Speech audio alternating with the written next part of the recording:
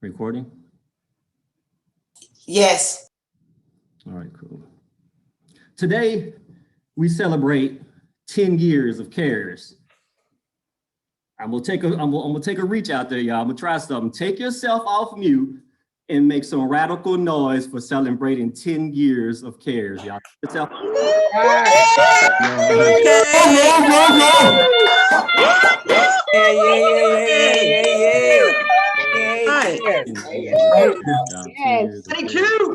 Thank you. Thank you. Mute everybody back, please. Thank you. Yeah. Think about 10 years of CARES. I really wanted to know the significance of the number 10. So I did what most smart people do when you want to become an expert on something. Yeah, y'all, I Googled it. Now, this don't work for everything, because I remember one time I had a headache and I wanted to know everything there was to know about headaches. I wanted to be an expert on headaches, so I Googled headaches. The next thing you know, I found out I had Tourette's, mesothelioma, and I needed a hysterectomy. So I don't encourage y'all to use Google on medical stuff, but Google is a good tool when it comes to research. And I discovered that the number 10 was much more significant just for the amount of fingers or fingers that you have on the end of your hands. The number 10 is significant indeed. For me personally, I spent 10 years in federal prison. I was in federal prison 10 years ago. Think about where you were 10 years ago. For some, 10 years ago could mean when you first entered into recovery. For others, the number 10 could be how old your child or your grandchild is. Maybe, unfortunately, you lost someone 10 years ago. A lot can happen in 10 years. Malcolm Gladwell avers that if you take 10,000 hours of something, you become an expert or you rise to the level of mastery. For my Christian brothers and sisters, Jesus, he healed 10 lepers. Those that believe in giving tithes, give 10%. In China, the cross represents the number 10 as the totality of the numbers. The number 10 symbolizes a completion of a cycle.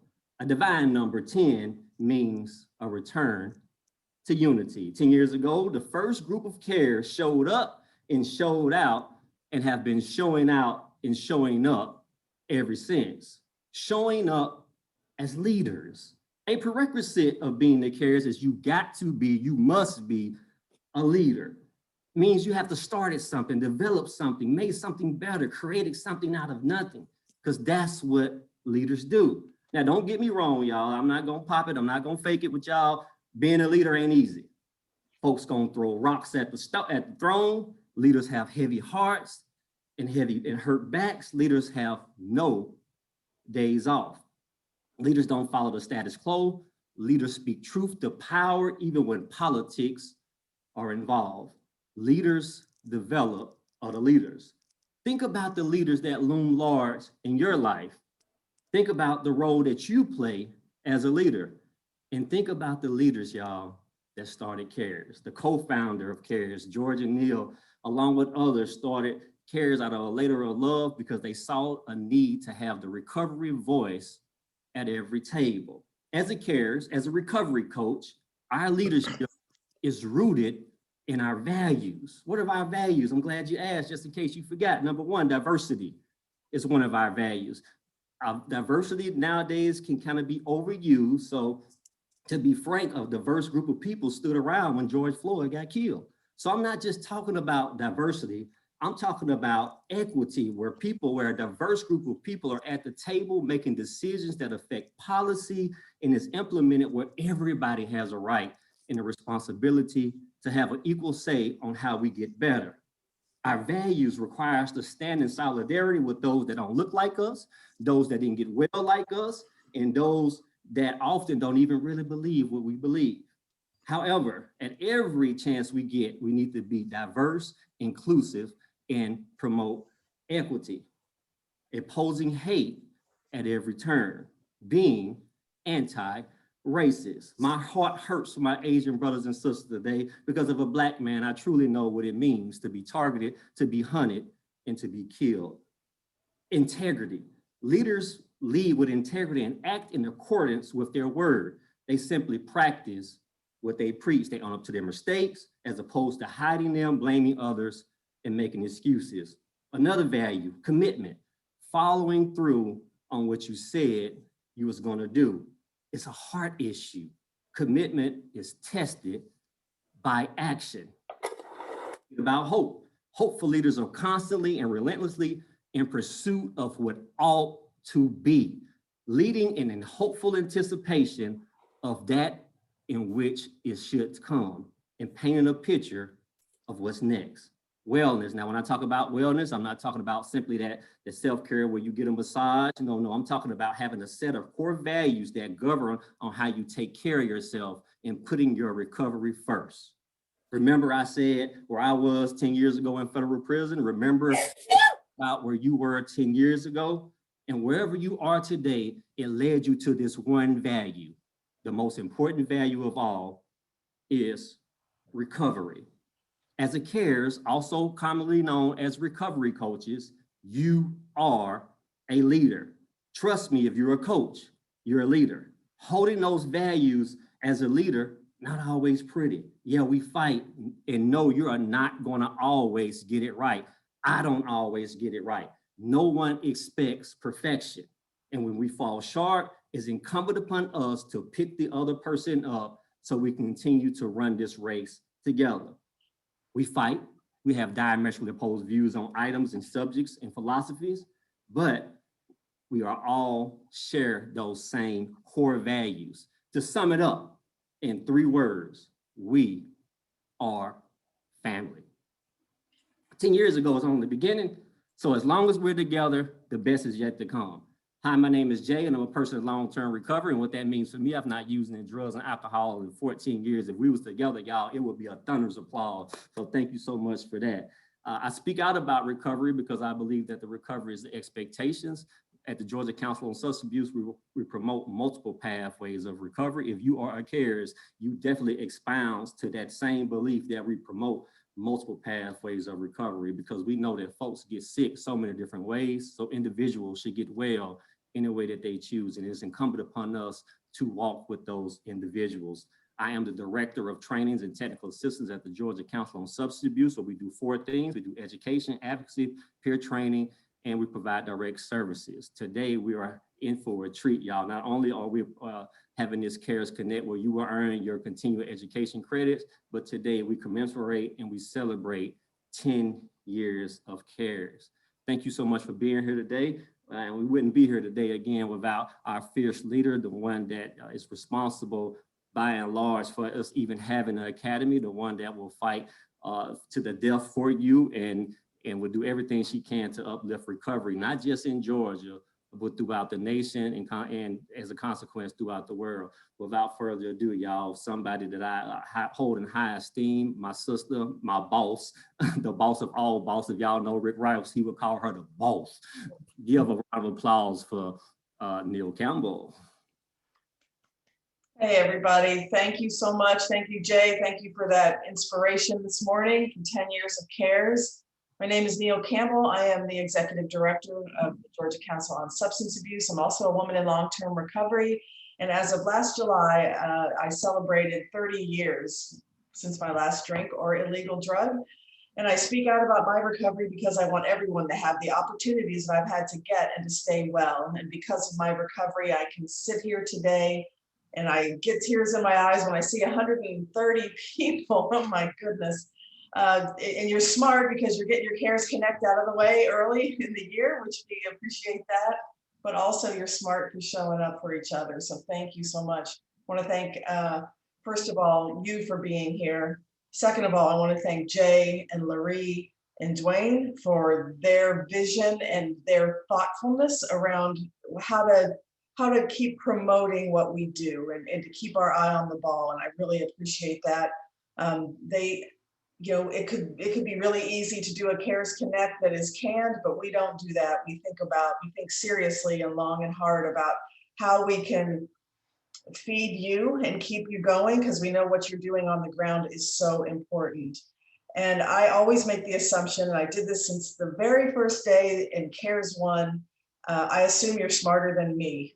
And so I always want to put those goals out there and learn something new, learn something maybe that you haven't thought about before. So I also want to thank my GCSA team. I know a lot of you are on today. Thank you so much for being part of what we do every day. It hasn't been an easy year, but we're coming out on the other side of it, I hope. I hope we get our coaches back in the hospital soon. We want to make sure that we're taking good care of our peers and to keep doing what we're doing. So I also like to thank my board. They're not here today, but I have a meeting with them next week. They're the ones that lift me up and lift us all up, because it weren't for them, they wouldn't be here. So thank you all for taking a chance 10 years ago, and these let's give thanks to everybody who's walked before us. And I think that today might be the last day of winter, is that right? So we're heading into a spring, a time of renewal, a time of growth, and let's keep doing this together. And thank you all so much for being here. I love you all. Turn it back to Dwayne. Thank you, Neil.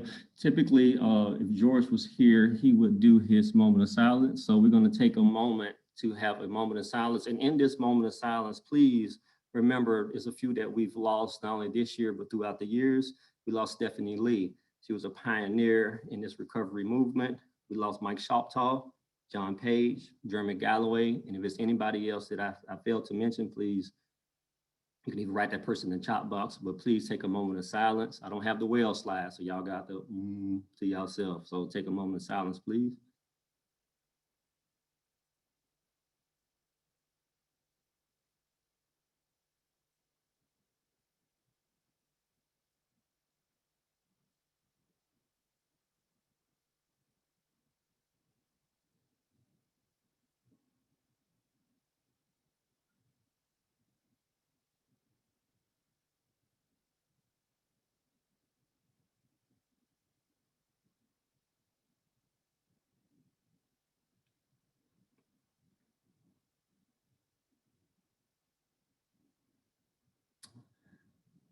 All right, thank you. So we're running a lot ahead of schedule, so which is a good thing, because nobody would be mad if we got out a little early. So before I bring on the speaker, I want to do a few housekeeping rules, and I want to be absolutely clear about these. For one, a lot of times, we've been doing a lot of these trainings via Zoom, that we can be a little too comfortable in these trainings. So I would encourage you, and we're requiring you actually, to treat this person as you will an in-person training, meaning that I would appreciate it if you're not in a parade. I've got on a few, man. I've seen people walking down the street in a parade. So I encourage you not to join a parade during this training. Also, anything else, riding around in the car. So just try to make sure that you're completely engaged in this training, because this is a continuing education training, and we want to make sure that we preserve the integrity of the certified body by making sure that we have this as a professional training. Also, when it comes to CEUs, if you have not submitted your CEUs for 2020, please submit your CEUs. Loree has sent out several emails reminding you with the link. So if you have not received the link, or if you have not submitted your CEUs, please let us know so we can get those in to keep you active, because we report that to the Department of Behavioral Health and Developmental Disabilities to make sure that you're active, especially those that work for organizations that bill Medicaid. We want to make sure that we keep us in line with that. Also, if for some reason you didn't get your stuff this year, the best thing that you can do for the CARES team is just shoot straight when you come to us. I hear some of the stuff y'all tell, well, Jay, I forgot that we do a connect. Well, Jay, I went to the connect, but what happened was I left the connect because I couldn't connect. But then when I got back in, it was over. So I stayed on after it was over with. Can I get my CEUs? No, you can't.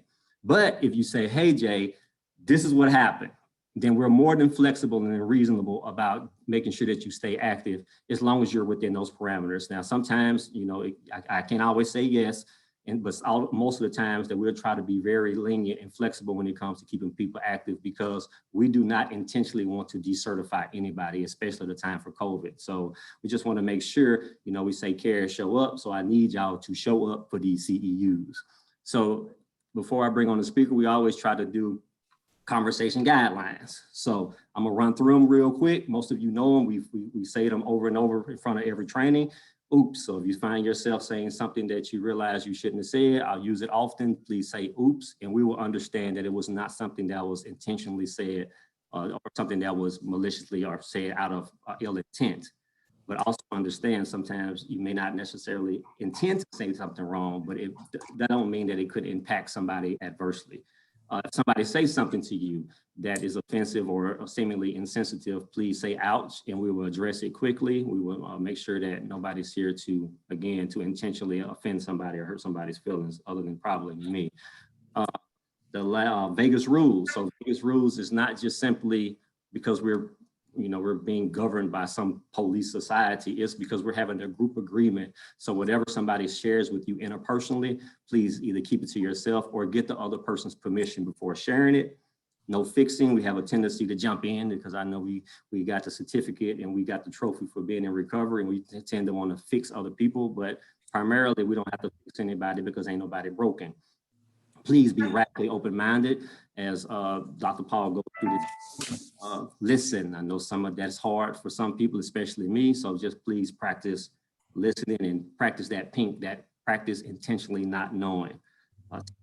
Hey man, if you have a question, if you have something that you want to share, take that risk and maybe come out your comfort zone and share that. What else we got? No halls and no laws. Now this is a good one because some of y'all, no halls, that means every time somebody says something, you got them folks that anytime it's time for feedback, you got that person, ooh, I know, I get it. We want you to share, but then we also have laws, other people that just kind of sit back, they don't say nothing, just kind of soak up all the game. I get that, but we want those roles to maybe be reversed. So if you're a person that typically is always, ooh, I know, kind of fall back a little bit, and the person that typically falls back, try to put yourself front and center, and that's also a component to what we talk about when it comes to training. And be mindful of, because this is Zoom, be mindful of muting yourself. I done been on some Zoom calls, man, where folks got unmuted by accident, and don't tell them what you might hear. So just be conscientious of being muted. And we have TA people on here, Larry, Brian, and Dwayne, to make sure that we kind of operate those mute buttons on and off.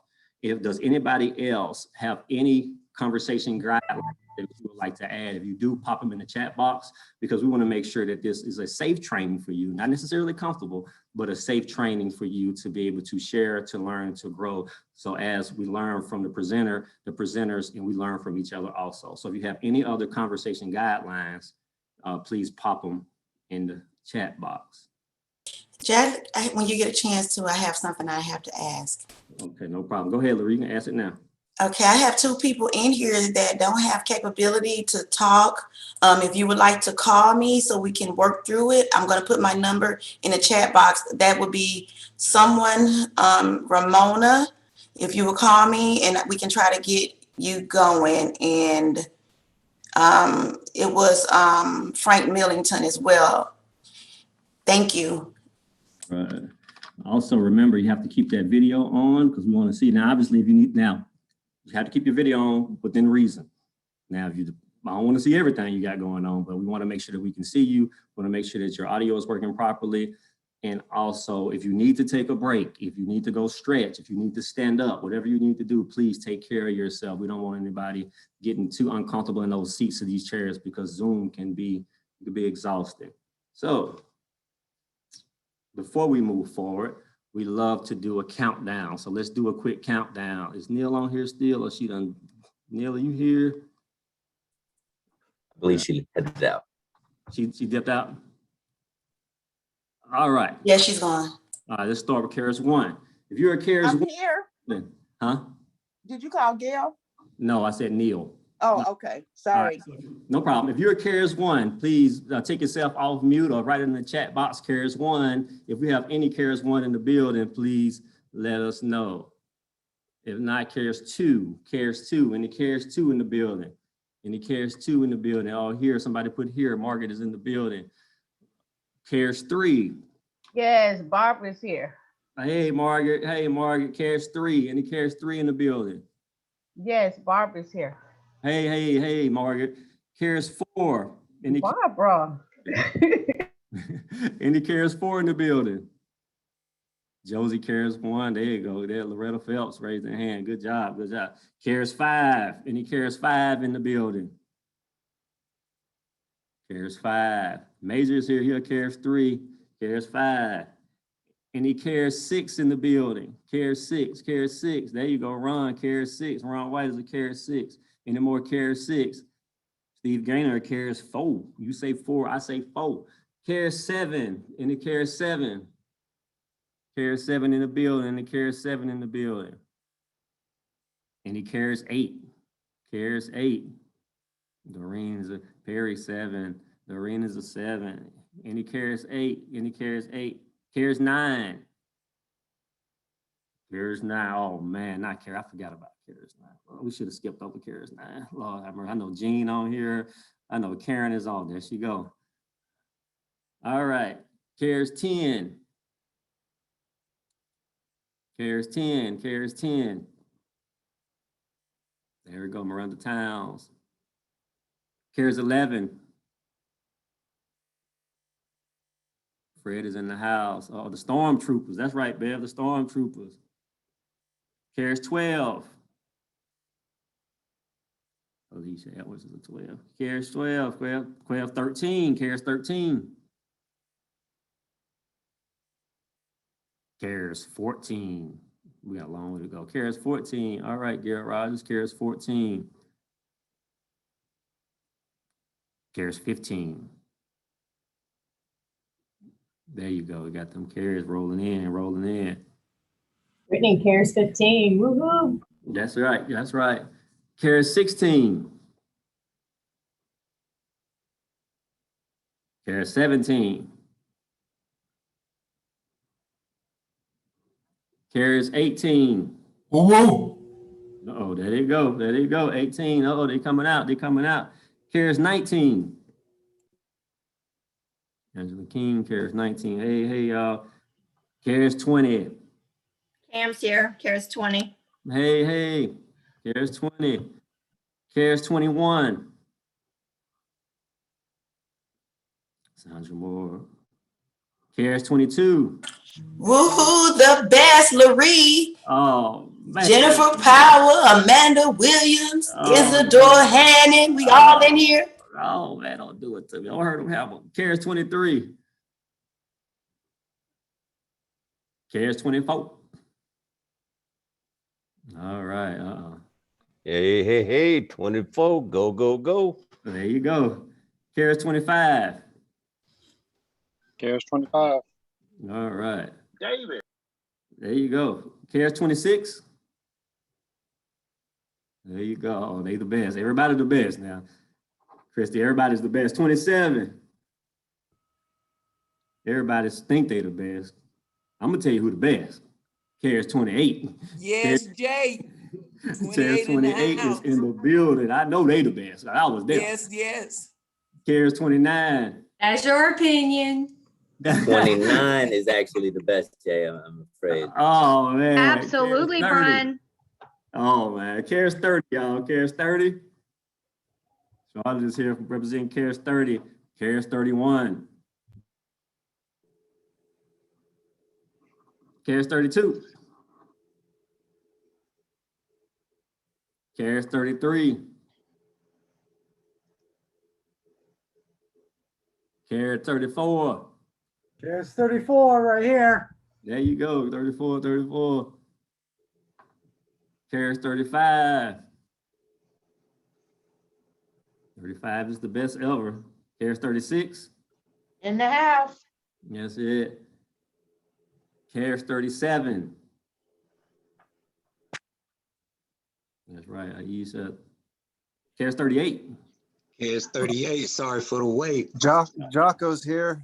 Oh, Jocko Bird. You said 38, sorry for the wait. Okay then. 39. Cares 39, Carolyn's here. Woo! That was rough. Cares 40. Cares 40, Bernace Taylor. Cares 40. Cares 41. I don't know if it's any. Cares XLI is here. There they go. There they go. And I don't know if we have any Cares 42 on here. Woohoo! We We here. They in the building. I'm gonna roll that off of the Absolutely. group, too. That's Our right. banging cohort 42. There you go. Oh, Lord. And is it a 43? I don't think it's 43. Have we had 43 yet? No, I don't think they're on here. So They might be because one of them, Monica Adams registered. So I don't know if she's here. Monica, are you here? No problem, no problem. So thank you all for being here, man, as we celebrate today. And again, remember those conversation guidelines. Remember those that we are here today as a continuing education training. And without further ado, I want to introduce our speaker. So your continued success as a certified addiction recovery empowerment specialist, also a CARES, is largely dependent on increasing your knowledge and improving your coaching skills. That is why you're here. But do you know what knowledge and which skills will propel you from good to great as a recovery coach? Today, you will receive some answers to that question. Our next speaker is a University of Georgia research professor who has spent 3 decades, that's 30 years, y'all, studying the characteristics of great coaches, applying research to practice. He has coached professional and elite level athletes and serves as a consultant to professional, Olympic, and college coaches. He the real deal. He has been called the coaches of coach. He's here today to lead a training on the secrets of successful coaching. Without further ado, y'all, give a CARES round of applause for Dr. Paul Shempton. Thank you, Jay. I'm delighted to be here, actually, for 2 reasons. One is, obviously, Jay just told you, I've been studying coaches for 30 years. So one of the reasons I'm glad to be here is I'm going to get a chance to talk with all of you about coaching. And then the second reason that I'm delighted to be here is I love being with people who make a difference. And when I think about a certified addiction recovery empowerment specialist, you folks make a difference. And so I'm honored to be here. Now, before we actually start the program, I'd like to do 2 things. First of all, I'd like to sincerely thank Jay, Larry, Dwayne, and Neil, because this program was really a conversation the 4 of us or the 5 of us had to try to find out what would actually help you to be successful with the peers that you coach. And so a lot of that has to do with their willingness to devote the time to help me help you, if you will. Now, secondly, what I'd like to do is set us all up for some success today. Now, in order to do that, I'm going to give you 10 minutes. And here's the first thing you're going to do. The first thing you're going to need to do is make sure you have the workbook that Dwayne sent you. And if you don't have it, Dwayne put it in the chat. You can download that right now. I would also suggest maybe like a pad and maybe a pen if you want to take additional notes. That would be helpful. So the first thing you're going to need is the workbook. Second thing I'm going to ask you to do is go get some water, or in my particular case, coffee or tea or snacks, something that's going to make you feel comfortable today, because you're going to need to hydrate it at some point. There will be breaks in the program, so we'll make sure we'll have those. But, just in case you get thirsty or a little hungry, you got it right there for you.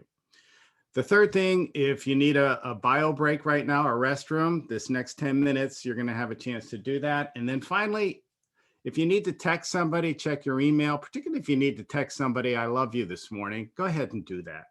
So Jay, we've got approximately it's almost 7:30. Why don't we come back at 7:40 and make sure you have the workbook, your water, restroom break, and any communications you need to do. Jay, you good with that? Yes, sir. So y'all come back at what time, Paul? 9:40. 9:40. And then we'll get it rolling. All right, 9:40, y'all. You should have said 9:05. That would have came back at 9:40. All right. Oh, you're a taskmaster, Jay. If you say 9:40, they'll be here. All right, see y'all in 10 minutes, y'all. Take a quick break.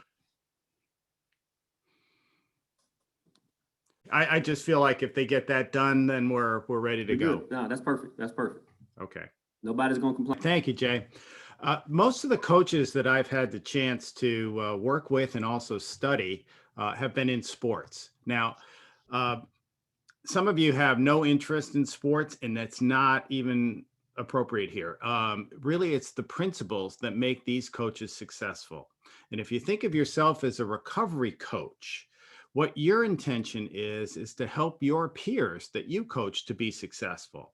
Well, if you look at these coaches that we've studied in sports, their goal is to make their athletes successful. In fact, the coach you're looking at right now is one of the favorite ones that I've studied. That's Dawn Staley. Dawn is currently our women's national basketball coach, which means she'll coach our Olympic team in Tokyo.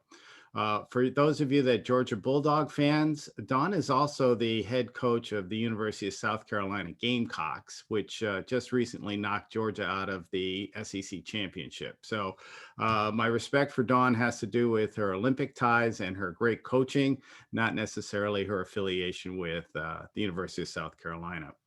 Now, again, let me go back to the principles that have helped make Dawn successful. I think are some of the same principles that can help make you successful. Now, what I do want to start with is that you all have experience and knowledge and skill as a coach. You've been doing it. And so that's really where I would like to start. But I'm going to actually share with you a study that we did. And I want you to kind of participate in this, if you will, just mentally. You don't have to write anything down. You don't have to say anything. On a scale from 1 to 10, with 10 being you couldn't possibly know anymore, how much do you know to be a successful addiction recovery empowerment specialist on a scale of 1 to 10? Just put a number in your head. 10 again being you couldn't possibly know anymore. Well, that's a study we did with expert coaches and novice coaches. The experts were all people who had won multiple championships. The novices were all first-year coaches. We also did this with business leaders, and we found that the results were about the same. Okay, using the chat box, would you type in, what would you say the novice coaches told us on a scale of 1 to 10, how much they knew to be a successful coach? What do you think what number do you think they gave us on average? We getting some responses there? Yes, we have, can you see them? You want me to call them out? We have some people that say 10. Yeah, close. Go ahead. Go ahead. 7, 5. I see some people say 3. Steve Gaynor said 3. I see a consensus of 7 though. All right. Thanks, And Lori. 110. It was actually 8.5. Now, what do you think the experts told us? Again, 10 being you couldn't possibly know anymore. Could you read those out for us too, Lori, please? Sure. Let's see. I see some, a couple says 5, 7, 7. Oh, wait a minute. I got 122 new messages. Okay, 5, 5. I see someone said 2.2. Or is it 2? Yeah. Yeah. Last person said 5. Okay. Fairly close. Someone said, be careful what you ask for. I love this group. 4.5. Now look at that. The novices, I mean, basically the rookies, they'd been coaching less than 2 years. They thought they pretty much knew all there was to know. And then you look at the experts who, between you and I, we both know that they know a lot more than the novices, 4.5. What's the danger in a novice or any of us thinking we pretty much know all there is to know about something? Well, I'll share it with you. When you think you pretty much know everything there is to know, you don't work very hard to learn much more. Now, the experts, look at them. What was the difference between them and the novices, and not just the numbers? The experts, because of their experience that they've had, the skill levels they had, the knowledge base they have, they began to realize how little they actually knew. In fact, one of the people that participated in this study, for those of you that are football fans, Bobby Bowden, Florida State University, won multiple national championships. When I asked Bobby this question, I said, Bobby, and at the time, no one had won more football games in college football than Bobby Bowden. And so I asked him, I said, Bobby, on a scale of 1 to 10, how much do you know to coach football successfully? 10 being you couldn't know anymore. So he thought for a second and he says, 60%. And my immediate reaction is on a scale of 1 to 10, there's no 60%.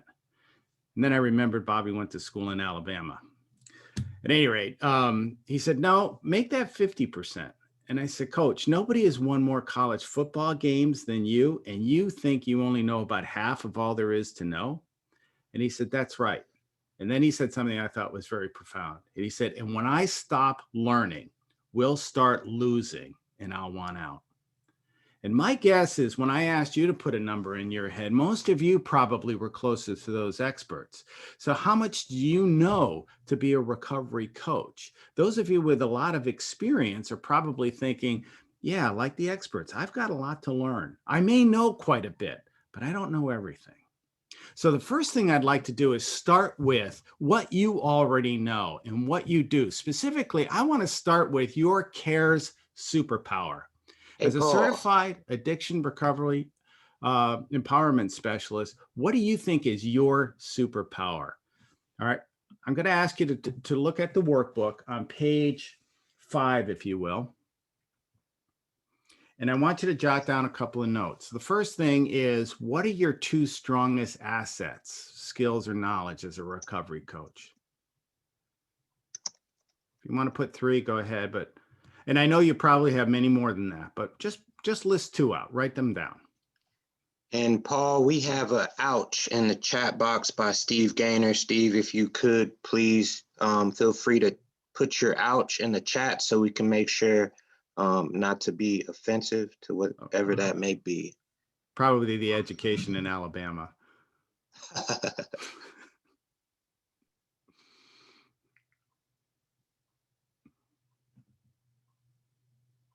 Did he tell me what the issue was? No, I haven't heard anything back. Okay. I got people responding to your questions: empathy and compassion, active listening and empathy, Great.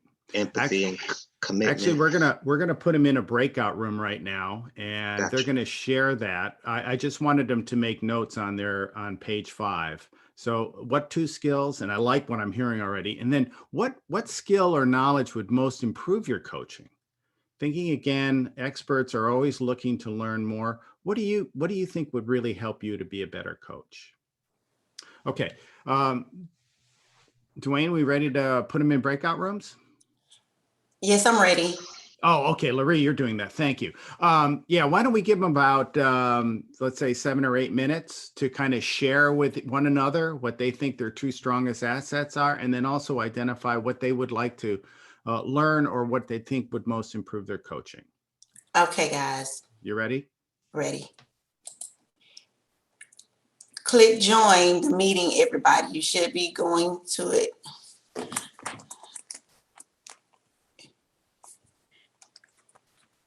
So you want to give them 8 minutes?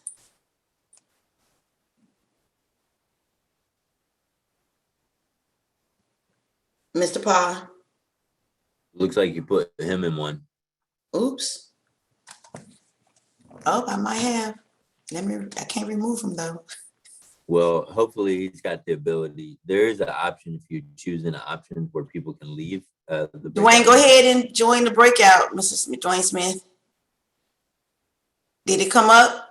He's muted. Dwayne, you're muted. No, ma'am, it did not come up. Okay, hold on. Let me put you in one. You might have to wait for the next. Confused with me. Yeah, hold on. Oh yeah, assign him. Yeah, just assign him. Yeah, it ain't gonna let me. You gonna be with us for right now. Then you want to tell us? No, I sent him to one. You send Dwayne Smith to one? Yeah, he can go ahead and select that. Okay, thanks. I'm gonna change my name to DJ. There we go. Let me take what's his name? Paul. Let me take Paul out. Yeah. Well. Paul. I talked to Steve. His ouch, he was just joking. He was laughing at the Alabama thing. He was just laughing. Room 21 is where Paul is in. Okay, if I can take him out. Paul. Well, Oh no, that's his Paul Shims. Do you want to take him out? Yeah, take him. Okay. You gonna do it? I tried. I hit. Okay, hold on. Let me see. It say Put move him main- to main session. Move Got him it. to the main session. So I'll see if, I don't know, he might be talking to them right now or something. But I guess I was making those break out fast because we ahead of time. It wasn't really due to 10:30. good thing.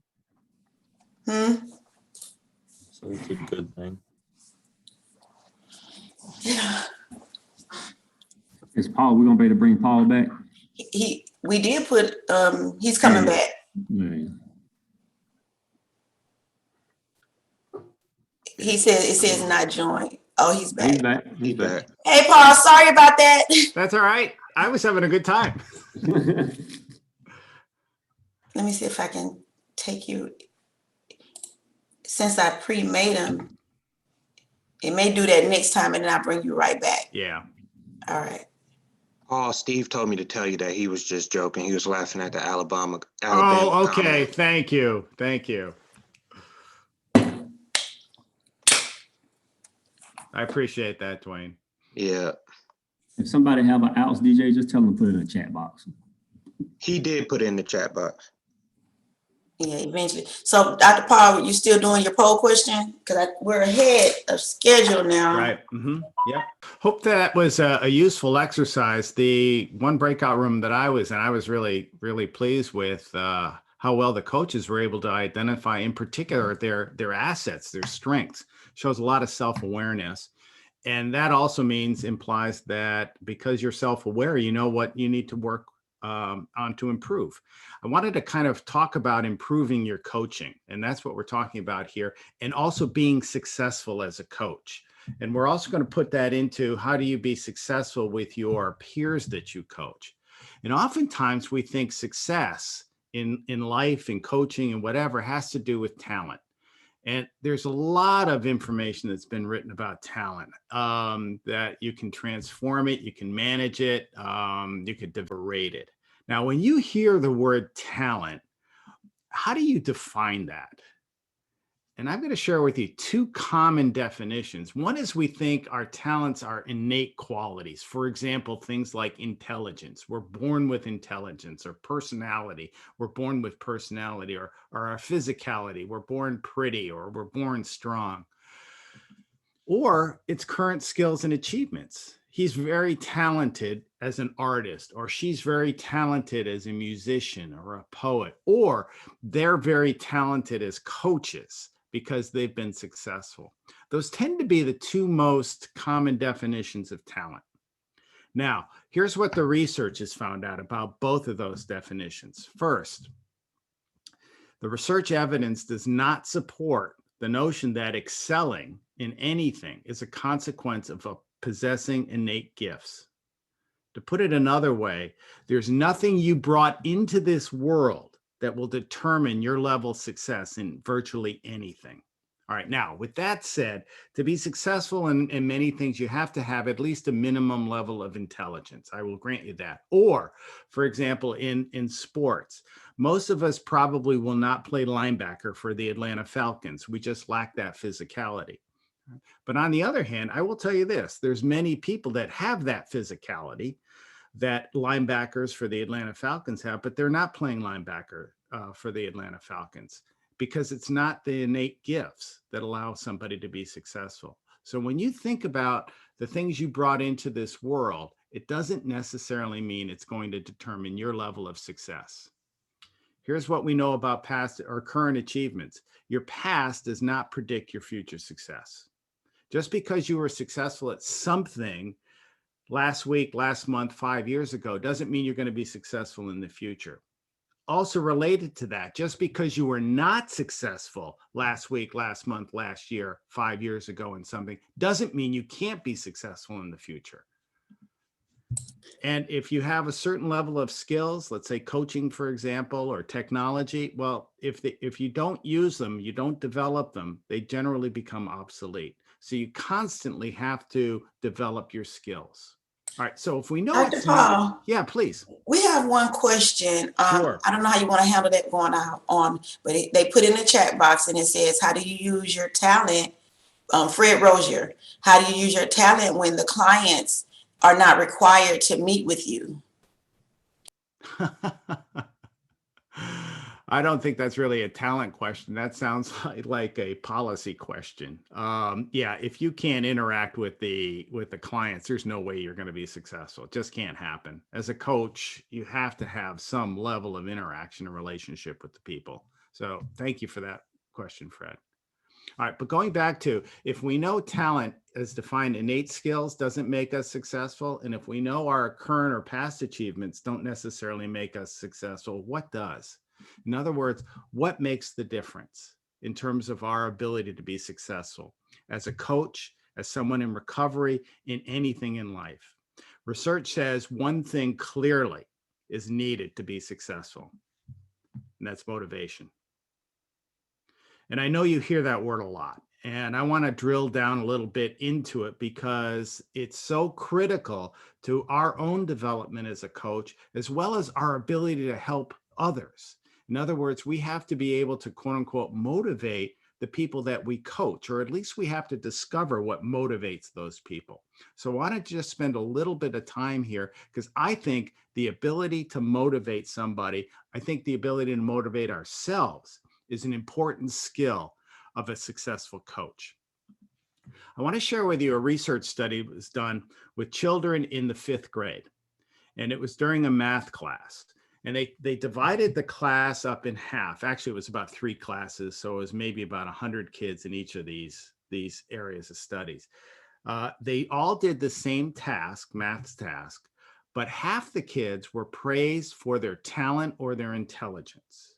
Oh, you were very successful in this solving this math problem. You're very talented in math, or you're highly intelligent. In other words, innate skills.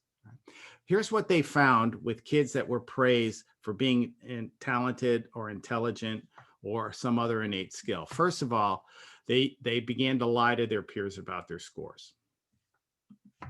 They avoided challenges and difficult tasks, because if I couldn't think of it quickly, I obviously wasn't intelligent enough, and therefore I'm going to try to avoid that. They chose performance goals. In other words, give me a standard I can hit, a number that I can get rewarded for. And they finally gave up easily. I can't do it.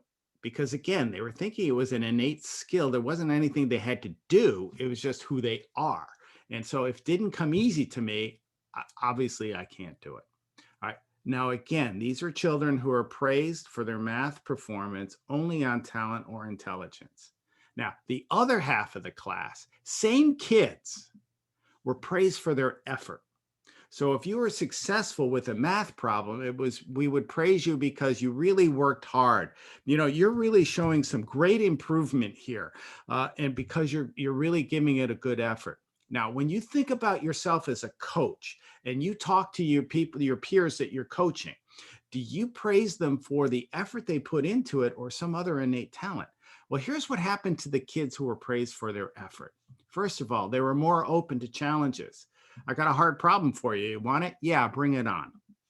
Next, they chose learning goals, or stretch goals, as we call them. Here's an opportunity to learn how to do it. You may not be successful at first, but you know, if you stick to it, you're probably going to be successful. Yes, I'm willing to do that. They became better at problem solving because, again, if I give it more effort, I'm probably going to be successful with it. They were more persistent in the task, stuck to it. And finally, they believed they could improve with hard work. And again, the only difference between these kids was what they were praised for in math classes. Huge difference. All right. Now, the question is why? Because we have no control over our quote unquote talent, our innate skills, past achievements, whatever it is. But we have complete control over the amount of effort we put into it. And so when you're thinking about your coaching, your peers, what do you give them feedback on? Particularly, what do you praise them for? If you praise them for the effort they put into it, then it's probably going to generate into a higher level of success. I thought it was really put well by the rapper Eminem, when he said, if people take anything from my music, it should be motivation to know that, here's the key part for me, anything is possible as long as you keep working at it. and don't back down. And that's what I find the difference between great coaches, successful coaches, and good coaches is they put in the time, they work hard, and they don't back down. And I think if you're thinking about yourself as a coach, what's going to make you successful? There's going to be a lot of times that you're going to want to step to the sideline. You're going to need a break. You're going to need to walk away from it. But, you know, it's the people that work at it, that don't back down, that are ultimately successful. And it's the same with the people that you're coaching. If you can keep them motivated, if you could discover what makes them meaningful to them, that would be great. And so what I wanted to do is now switch to talking about skills that coaches have. Right? What are the skills, or in other words, what do they do that helps them be successful? All right. And I wanted to start with a little story. I don't know how many of you know the good-looking person in this photograph. That's the person on the right. Her name is Dara Torres. This picture was taken in 2008, shortly after the Beijing Olympic Games.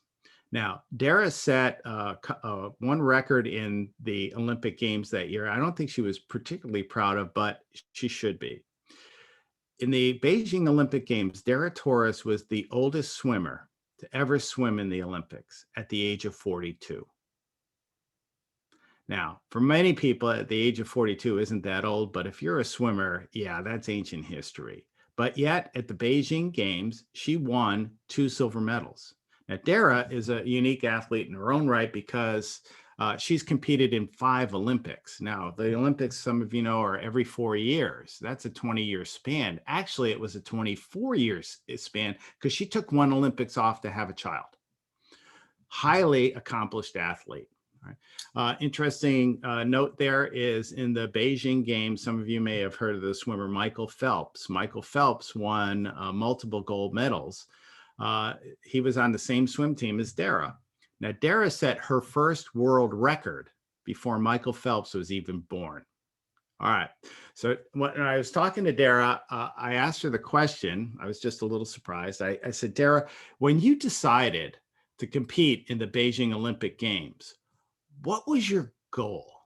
All right. Now, I'd like you to put in the chat box, if you had decided to compete in any event in or sport in the Tokyo Games, the ones coming up this summer, what would be your goal in competing in the Olympic Games? Can we get a few people to respond in the chat box?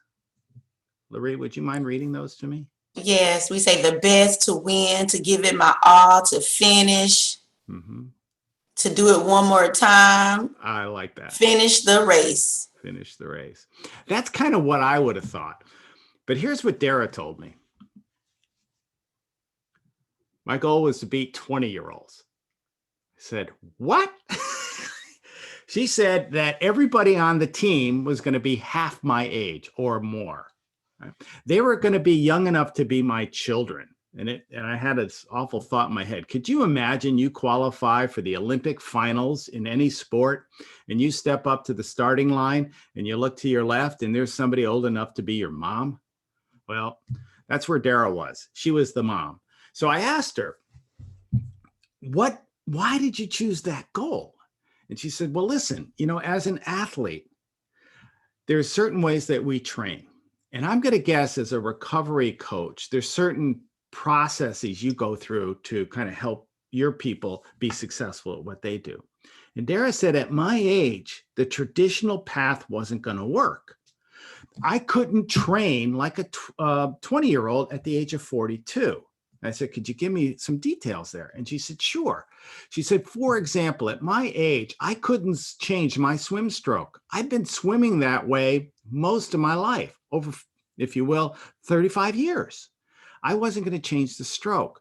So what I needed to do is spend less time in the pool training to improve my stroke. Now, most 20-year-olds haven't mastered that yet, so they really need that time in the pool. But here's what I was losing at the age of 40.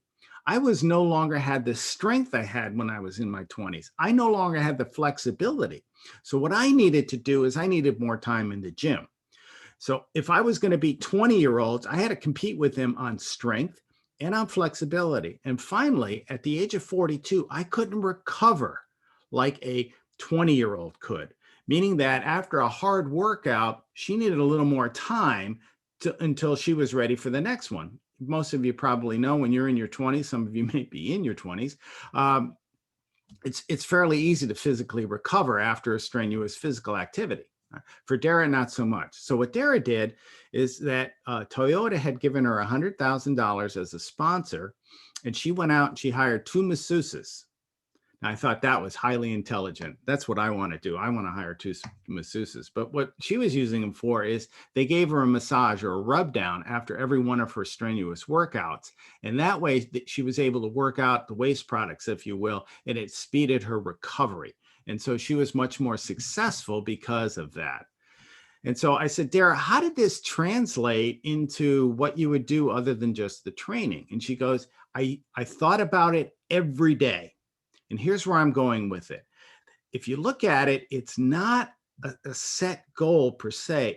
It allowed her to be what is now called goal-oriented rather than a goal setter. So every day she woke up and she would think about, what are my goals today? What are my goals this week, this month? Right? And so she said, one of my goals was I would be the first one at the pool every morning. I said, I don't get that. She said, well, listen, I wanted to be there before the 20-year-olds. Okay, why? She said, because look at that, beat 20-year-olds. I wanted to start my day being first. And that was her mindset. All right. I was going to beat 20-year-olds, not just in the pool, but I was going to beat them on every level possible. So what I discovered through Dara was that being goal-oriented rather than goal setter meant that you constantly set goals. You're a habitual goal setter. Those of you, for example, that came into this program this morning thinking, okay, we're going to be talking about successful coaches. Here's what I'd like to get out of that. I'd like to have at least 1 or 2 things that when next time I meet with one of my peers to coach them, I have something that I can do better than I can do right now. That's somebody who's goal-oriented. All right. If you have a goal that by the end of today, you're going to have this accomplished, that's being goal-oriented. Now, does that mean you can't have long-term goals? Does that mean Dara didn't want to win an Olympic medal? No, not at all. All right. But that wasn't what her primary goals were. She used the small steps, if you will. All right, work from clear written goals every day. All right, that was something that we've discovered is actually something that really helps people be successful. When I read the research on that, I started writing my goals down, not every day, but every week. And here was one of the advantages that I don't know how often you finished a day and you just felt like the day got away from you, that you didn't really accomplish anything. Well, when I write my goals down, every time I complete one, I scratch it off. And so when I do that, I look at my book that I keep my goals in, and I can see, yeah, I really did accomplish something today. Maybe not everything I wanted to accomplish, but I accomplished something. Right? Know your priorities. That's being goal-oriented. What do I really want to accomplish in my time as a coach? What do I want to accomplish with this person? And what you need to do is begin to learn to say no. And I know many of you already know this, how important learning to say no is, but you have to focus on the things that are going to allow you to accomplish your goals, that are going to allow you to achieve what you want to achieve. And things that don't allow you to achieve those, you have to learn to say no to them. Right? And then finally, you have to review your goals often. Right? Could we put up the first poll, Dwayne? We'd like to see, oops, nope, that's not what we don't need that quite yet. Hang on a minute, Dwayne. Sorry about that. All right. I wanted to share something else that we just discovered about being goal-oriented. It allows you to have small wins, right? What we call small wins. I mean, think about building a wall, or in this particular case, you see a picture of a person building a house. If I said to you, my goal is to build a house, or your goal was to build a house, that's a huge goal. I would be intimidated by that. I don't know if I could actually do that. But if my goal today was to allow, to just put a couple of bricks down, and then I could step back and I could look at the wall and I can say, I'm making some progress here. Those are small wins. Right? And here's what making small wins allows me to do. Right? First of all, it makes a hard job like building a house much easier. Makes a hard job like recovery much easier. Makes quitting unlikely because I'm experiencing some level of success. Maybe I'm not the gold medal, but I'm getting close to it. All right. So I'm not going to quit because, this is feeling pretty good. The problems that are associated with building a house or in recovery seem less troubling because I'm seeing some level of success. The environment's brighter, especially when I have a coach like you who's saying, hey, Paul, take a look at what you have accomplished so far. Because so often we focus on the things that are negative, don't we? Well, if we have small wins, we've got things to celebrate. And Jay, I love that we started out by celebrating the 20 years of CARES. I just thought it was a tremendous way to begin. All right. And then the big wins become attainable. Yeah, you can build a house if you lay it one brick at a time and you step back and you appreciate what you've done. All right. Now, is it always successful? No. Sometimes you get into programs like this, you hear from people like myself, and it's all about motivation and win. And if you do this, you're going to succeed. But, that doesn't always happen.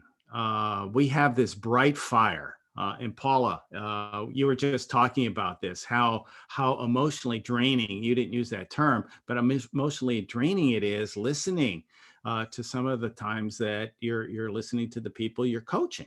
And it becomes difficult for many of us.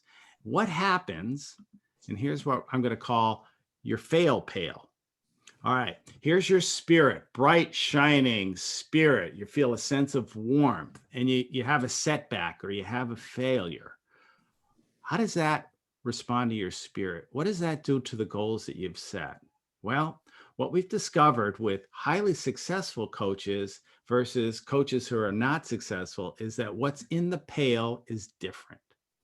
For those who aren't successful, most often in that fail pail is water, and it douses the spirit and it makes moving on very difficult.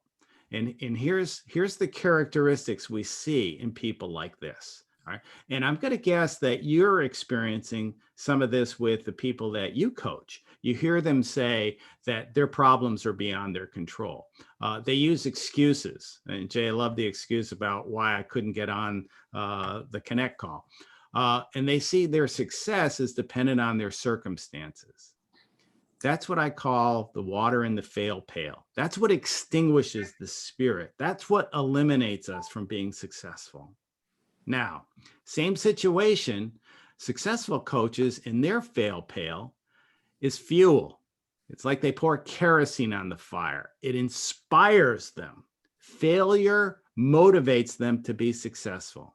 So they see the problem they have now is not something that is beyond their control, but it's a challenge to be met. A focus on solutions is what they do. Right? They don't focus on the problem. Oh, I've got this problem, that problem. They focus on how am I going to solve this problem? How am I going to overcome this challenge? And so it makes them think strategically. Okay, if I do this today, this is what I can do tomorrow, and hopefully this is what I'm going to do. Or they think, okay, I've been doing this and this and this. It's not working. Maybe I need to change my strategy. So they see success, going back to what we talked with the talent topic, they see success as dependent on their effort.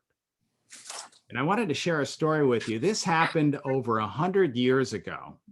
Some of you are familiar with Thomas Edison. I know you're all familiar with what he did in terms of a light bulb. And by the way, that picture was taken in 1918. 1918. That was the first incandescent light bulb. Maybe it wasn't the first, but it was one of the first. The light bulb hasn't changed much in over 100 years, has it? And when we think about that, that was actually, a lot of people say, well, he was a genius. No, not according to Edison. And by the way, it was estimated the little filament that you see in a light bulb, that was the biggest problem that Edison had, was trying to find something that would burn for a long time. And so he attempted about 10,000 different filaments before he actually found the right one. It was a combination of magnesium and some other things that would actually work. And here was his attitude. I have not failed.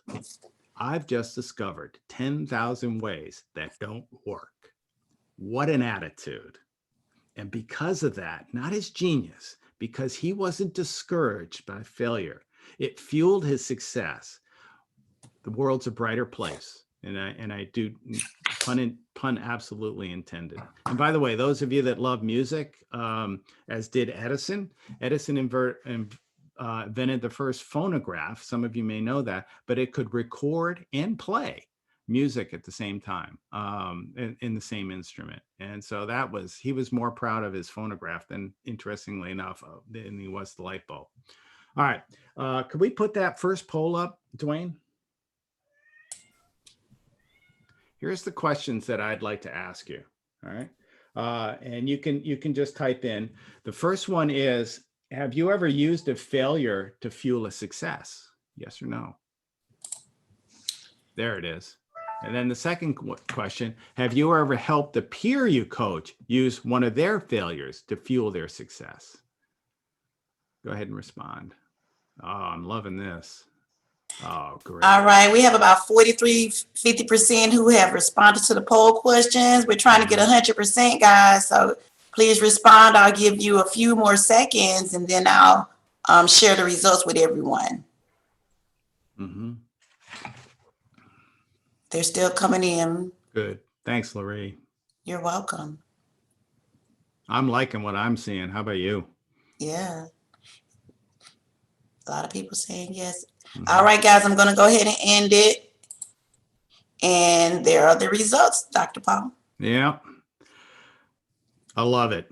I love it. Obviously, again, I was talking to Jay and Larry and Dwayne, I knew that you were fairly accomplished coaches, and that shows it right there. And so maybe I didn't share something with you that was brand new, but take it this way. That is a very powerful tool in your coaching, looking at a failure, either yours as a coach or theirs as a peer, and using it to fuel your success. So, all right. Why don't we move on? All right. I want to share a story of a coach that I've worked with for a number of years. And he's also become a good friend. This is Kenny Atkinson. Kenny and I first met when he was a assistant coach with the Atlanta Hawks basketball team. And we worked together about 4 years when he was with the Hawks. He called me because he says, I understand you study coaches and I really want to be a better coach. So can we have lunch? And that's really how it started. So a conversation that you and I are having today is very similar to conversations that I have with Kenny. Well, after about 4 years with the Hawks, he got a phone call from the Brooklyn Nets, another NBA team. And so Kenny went up to Brooklyn. And just before camp opened, he called me, actually emailed me, and he says, Paul, can you come up to training camp? There's a couple of things I'd like to talk about. I said, okay, Kenny, happy to do that. So up I went, and this picture was taken in their training center, and it was just before their first practice opened. And here was Kenny's concern. He said, we're not a very talented team. In fact, the Brooklyn Nets that year were the worst team in basketball. And I don't mean just the NBA. I think some high school teams probably could have beat them. So here was his question. He says, how do you keep people motivated when day in and day out, they're going to get their brains beat in? And not only that, we're in a very tough media market. We're in the New York media market. The media is going to be brutal on us. And so I thought about it a little bit, and I came back and I said, Kenny, are you aware of the progress principle? And before I share that with you, here are the players coming into the training camp. And I thought that was a beautiful view. Those of you that aren't familiar with it, that's Lower Manhattan. That's One World Trade Center there. Not a bad place to go to work every day, huh? At any rate, so I said, Kenny, have you considered the progress principle? And so he said, what's that? And I said, well, it actually comes from a study of business people at Harvard University. And here's what they found. Of all the things that can boost emotions, motivation, and perceptions during a workday, the single most important is making progress in meaningful work. Let me read that again because it's really important. We're talking about the heart of motivation. How do you understand what motivates you? How do you understand what motivates the people you coach? To me, it's right here. of all the things that can boost emotions, motivation, and perceptions during a workday, the single most important is making progress, not achieving progress, making progress in meaningful work. All right. So what I'd like to do is ask you to open up your workbook to page 6. And I would like you to answer 2 questions. Just jot down some notes, and then we're going to put you in breakout rooms so you can share it with your breakout crew. The first question is, what is meaningful to you in your work as a coach? And then what is meaningful to you, the peers you coach? And here's the point. Meaning is motivation. If you think about the things that motivate you most in life, they're probably the things that have the most meaning for you. Who do you want to spend time with? They're probably people that have significant meaning for you. What do you want to do with today? It probably has a lot of meaning for you. In fact, the more meaning it has, the more motivated you become. So when we talk about motivation, we're really talking about what is meaningful to us. So as a coach, what motivates you? What do you find meaningful? And in general, not for everybody, because it could be a little bit different. In general, what are the kinds of things that your peers that you coach find meaningful? If you just jot those down on page 6, give you a minute to do that. And then Larry, we can put them back into breakouts. Awesome. Just let me know when you're ready for them to go. All right. Why don't we go now, and why don't we give them about 8 to 10 minutes? Okay. You want me to do it at 8 or 10? Yeah. Why don't we do 8? We'll do 8 minutes. Yeah. Gotcha. All right, guys. Thanks, Larry. You're welcome.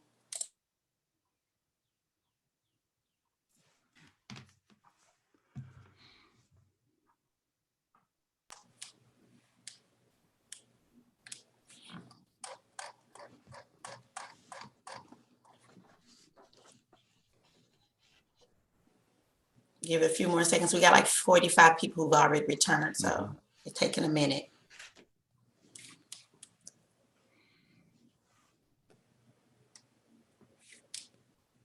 All right, there you go, Paul. We have 125 who's joined back. Great. Thank you.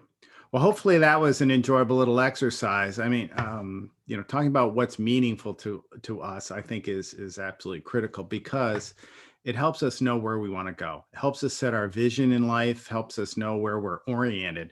Again, motivation is, to me, meaning. So successful coaches are goal-oriented. What are we trying to accomplish here? Again, it's something meaningful. And what happens when we're not as successful as we want to be? Well, we use failure as fuel. All right, what I'd like to do is give you about a 15-minute break so you can use the restroom, check your emails, text, refresh any way you need. So right now I have 10:40. So why don't we come back at 10:55? Does that sound good with everybody? Yeah. Thanks, Doc. All right. Y'all are 15.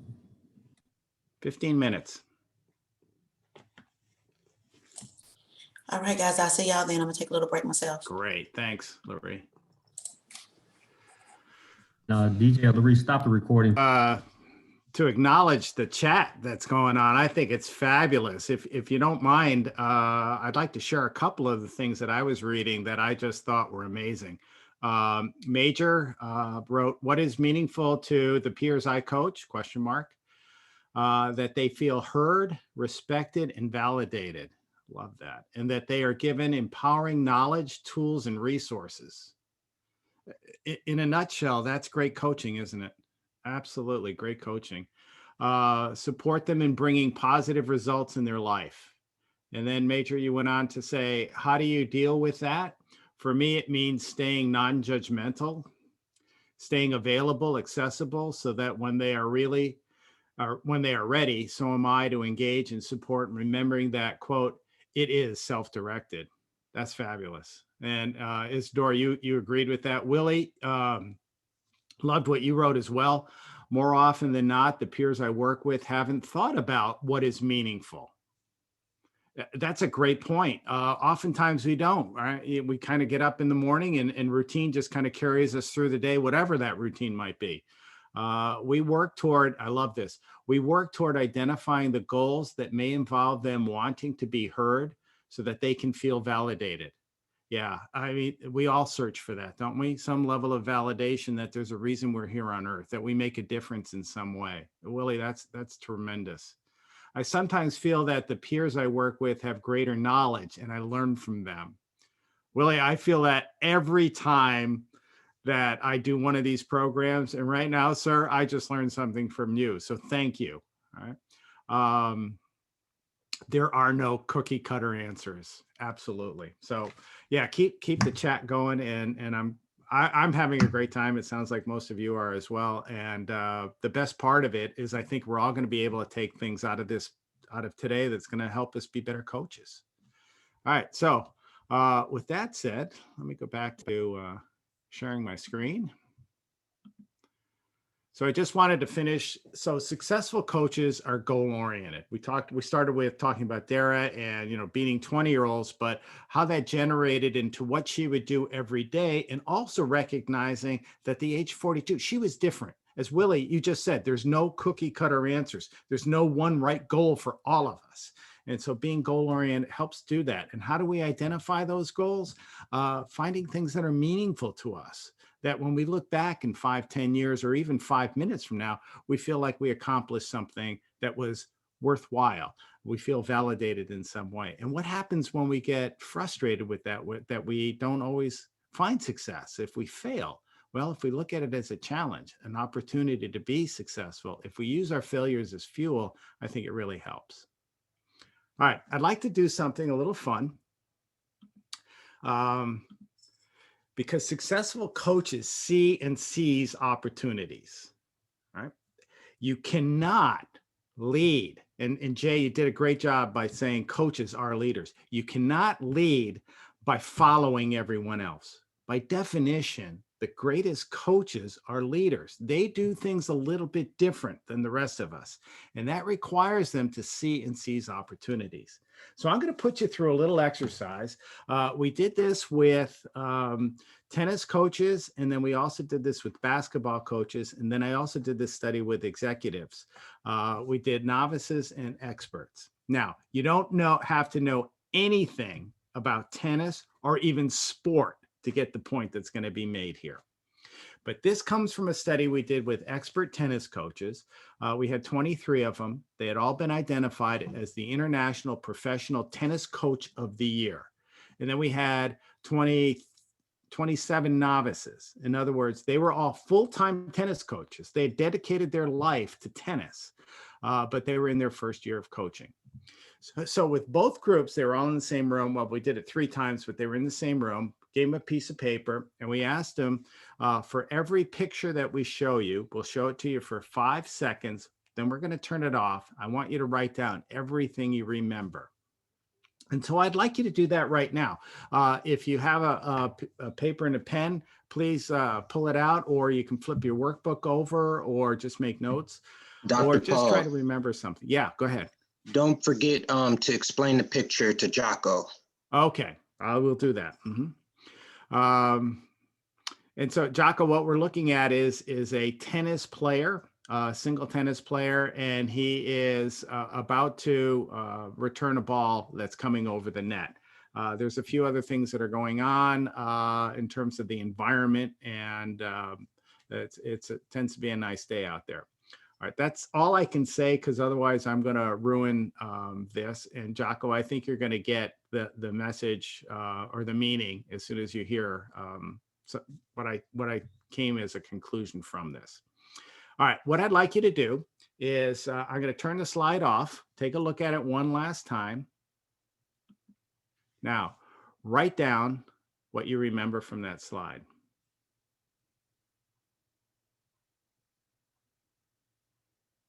And Jay and Larry, we have a few extra minutes. You want to drop them back into the breakout room so they can kind of compare their notes with what other people have? We'll just take 5 minutes to do it. Yeah. That'll be fine. How long you want them to have? About 5 minutes. Okay, great. All right, guys, go ahead and join the room. It's open.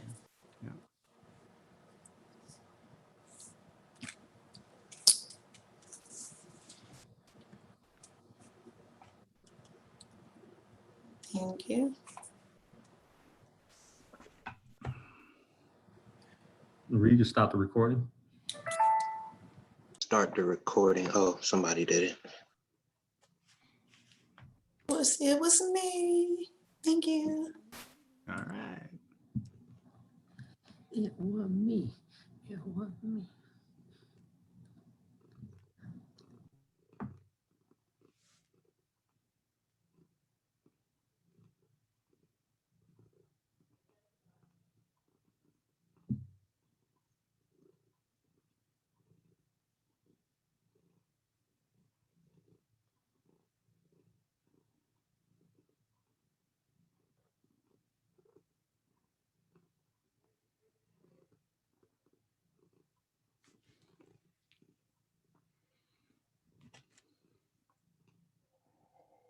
Everybody should be back. All right. If you would, in the chat box, would you just type in a few things that you remembered from the slide? And Lorraine's going to read some of them out. What do you remember from the slide? All right, the tennis net, that's from Cam. The sunny day, left-handed, the number 4, black facing, oh, it went away too fast. The Clemson paw and the red paw on the net. Very good. Mm-hmm. Blue truck parking lot. Yes, All right. I got like 30 something more already. All right, but that's enough. Are you interested in seeing what the novices and the experts saw? Well, here it is.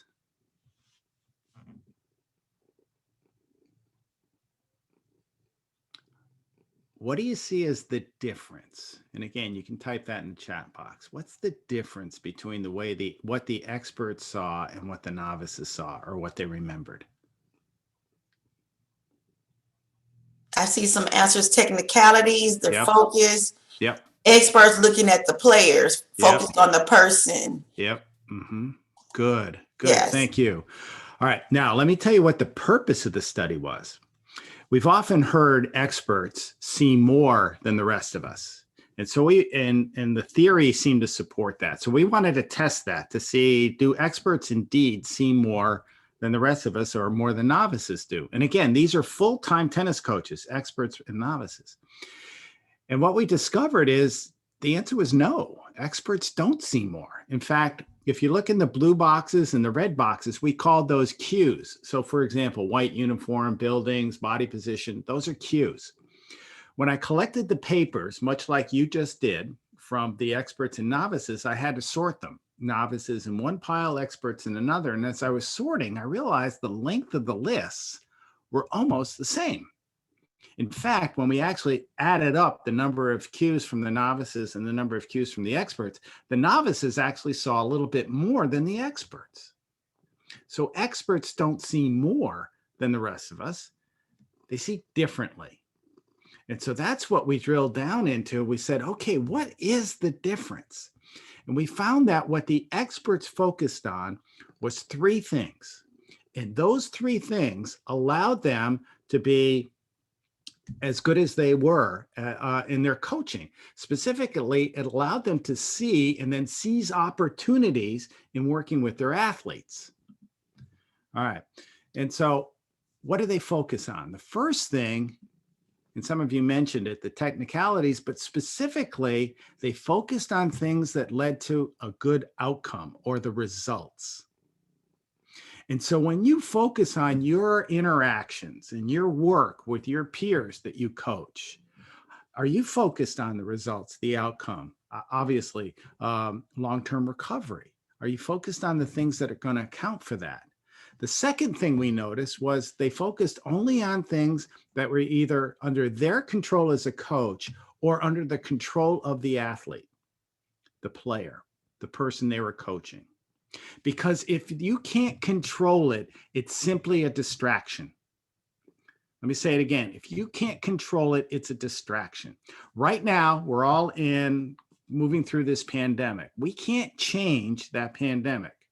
At least I don't think we can. If you figure that out, would you please let me know after this presentation? I'd love to hear your thoughts. But what we can change is our reaction to the pandemic. Let me tell you a brief story. As Jay said in the introduction, I've coached professional athletes Specifically, I've coached some players on the PGA Tour, professional golfers. And one time I had the opportunity to be an assistant coach for the English team, which was 2 professional golfers. And we were at the World Championships. And it was the final day of the championships. We play 4 rounds or 4 days. Well, about midway through the last day, the rain came down. And it came down so hard that you couldn't see, if you stuck your arm out, you couldn't see your fingertips. And they couldn't clear the course in time because it came so quickly. So the player I was following in his caddy, David Howell was the player, his caddy's name is Mick, and I ducked under a rock outcropping, and we just barely fit under there. And so we were able to stay a little bit dry.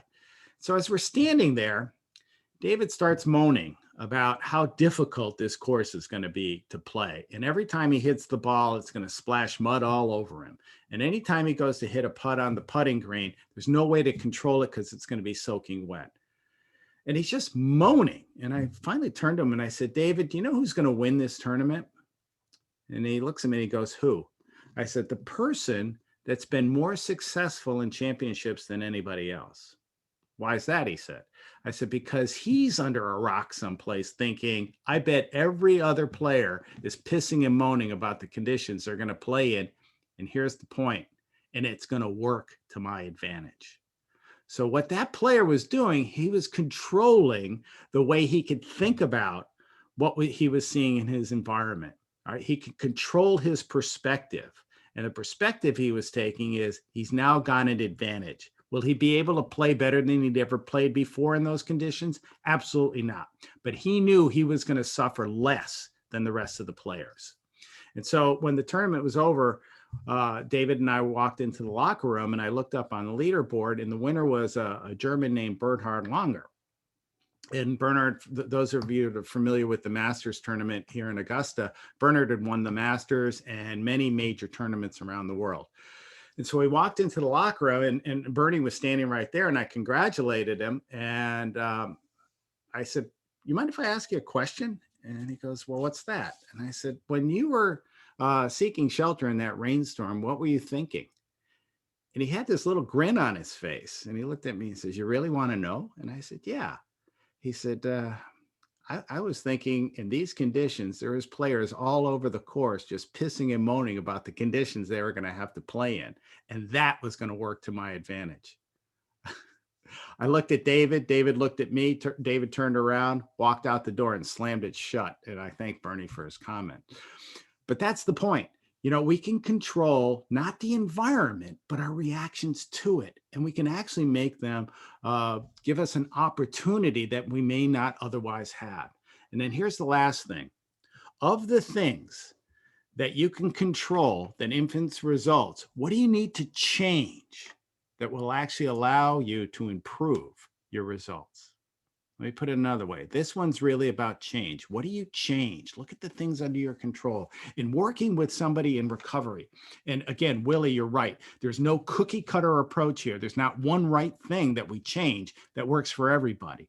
But with this individual today, what's under our control that we can change in some way, no matter how big, just even a little bit, that's going to change the results, that may allow them to stay in recovery just a little bit longer, all right? Maybe make that recovery just a little bit safer.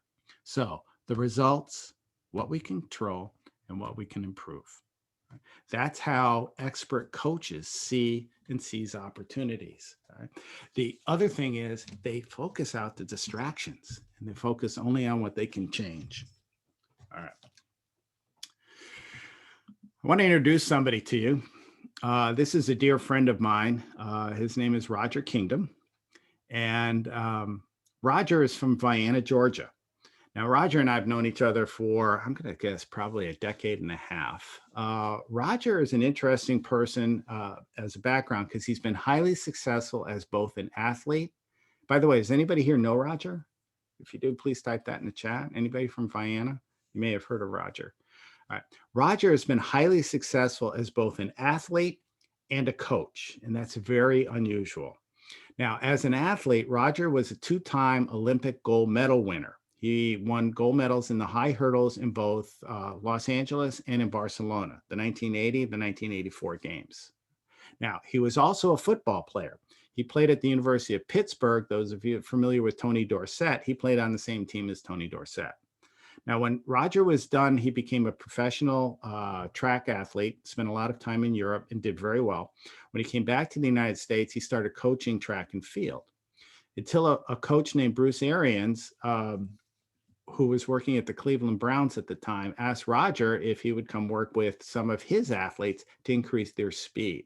And then when Bruce went to Arizona, Roger went there. And some of you know that Bruce is now the head coach of the Tampa Bay Buccaneers. And so Roger is on the coaching staff of the Tampa Bay Buccaneers, who, as most of you probably know, recently won the Super Bowl. So Roger has 2 gold medals and a Super Bowl ring. Not a bad resume. Now, just to tell you, sometimes we think people at his level, it's all sunshine and rainbows. It's not. Roger currently is on his back at his home in Orlando. Monday, he went in for some serious back surgery and had to have some discs fused. It wasn't because of an accident or anything. It was just a degenerative thing that he's been working with for a long time. And so every time we think that there's somebody that is just blessed in this world, in many ways, we're all blessed, but we all have demons that we have to fight. And Roger's fighting that fight right now. So he's in my thoughts. I asked his permission to talk a little bit about him because to me, he's one of the great coaches from Georgia. And he's also, as I said, a dear friend. All right. So Roger and I have had conversations over the years about what makes coaches successful. And one of the things that we agree on is successful coaches control the controllables. And that comes right off of what we were just talking about, seeing and seizing opportunities, is that you have to focus on what is under your control. And one of the biggest differences I see between people who are highly successful and the people who are less successful is that the highly successful people are really focused on the things that they can change, the things that they can control. For example, it's raining outside. You can't stop the rain, but maybe you can put on a raincoat or an umbrella. Well, it's the same with coaching. What is under my control or the athlete's control? There's certain things that we can't control, and we let those go. So when you're worried about the things that are beyond your control, it's a waste of emotional energy. It's a waste of time, and you'll never get that back. One of my favorite coaches, she's passed away, was a woman named Pat Summitt. She coached the women's basketball team at the University of Tennessee. She's also been an Olympic coach. Pat, to my mind, was the one that really elevated the quality of women's basketball to where it is now. Tremendous coach. And I thought this was interesting. She said, our emphasis is on execution, not on winning. And most truly great coaches, and I'm talking about professional, Olympic, and college coaches, don't focus on winning. Why? Because it's beyond your control. You can't control what the opponent is necessarily going to do. You can only control what you're going to do. You can only control what you act on. You can only control your execution. So the great coaches emphasize execution, not the winning. All right. A great deal of pressure comes from outcomes we can't control. Right? For example, some of you are going to follow the March Madness, the NCAA basketball tournament. Currently ranked number 1 is a university named Gonzaga University out of Spokane, Washington. And their head coach is a gentleman named Mark Few. Well, Mark is actually one of my former students when I was on faculty at the University of Oregon. And one of the things Mark and I talked about very early is, what do you focus on, especially in pressure situations? And I think Mark holds the record for the most times of any coach going consistently or consecutively to the NCAA March Madness tournament, the basketball tournament, final basketball tournament. And so tremendous pressure situations. And so how do you deal with those? In fact, you got to figure out what you can do and what you can't do. And so you have to detach from the outcome. Let me say that again. You have to detach from the outcome. And it's a heart-wrenching sometimes when you see somebody that you're coaching in recovery that slips, right? And sometimes doesn't come back, right? But you can't control that. You can't control what somebody else is going to do. You can only control what you're doing as a coach. Now, that doesn't mean you can't feel responsible, because there's always actions that you can take that might help that person. But you focus more on the things that you can control. You act on what is important? What's going to help that person stay in recovery? What's going to help that person discover meaning in their life, which is going to provide them the motivation to make the changes they need to make. And that is also, you focus on the things, again, that you can control. So ask yourself this question: what, as a coach, do you need to improve? Skills, for example, and that's where we started this program. Do you need to add something in your toolbox? All right. Or do you need to eliminate something you're currently doing? And it's the same question you can put to the people that you're coaching. All right. In your life, in your daily activities, what do you need to improve that's going to allow you to find more meaning, that's going to allow you to feel successful at the end of the day? What do you need to add to what you do in the day? For example, do you need to adopt some healthy work habits or health habits, maybe a little exercise or better diet? What do you need to eliminate? What do you need to take out? And I know you all deal with these issues when you're working with these people. So I'm going to just share one more story to kind of make this point. And it came from the last Olympics that were held in Rio, and it was a swimming competition. And again, you don't have to know anything about swimming, but the swimmer in the lower half of the picture, and I apologize for the quality of the picture, the lower half of the picture is the American Michael Phelps. Michael's won more gold medals than any Olympian in history. The swimmer at the top is from South Africa. Now you can automatically see this is in the last lap of their final event in the it'll come to me in a minute, the stroke that they're swimming. It's the toughest one, and I'm just blanked out on it. It's not that important. But what is important is the guy in the green hat, the one in the top half, was actually rated the #1 swimmer in this particular stroke. And he had actually beaten Phelps. This was taken in August. He had beaten Phelps in the World Championships that were held in June. So he actually had outswam Phelps in this event. So here we are, the Olympic finals, right? And they're coming down to the last lap. What's Phelps focused on, and what's the other swimmer focused on?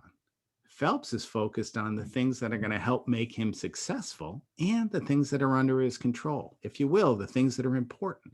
He's focused on his target, the wall. He's focused on his technique, making sure his hands come out of the water and into the water, that his feet are functioning properly, doing all the things that he could possibly do that are going to make him successful.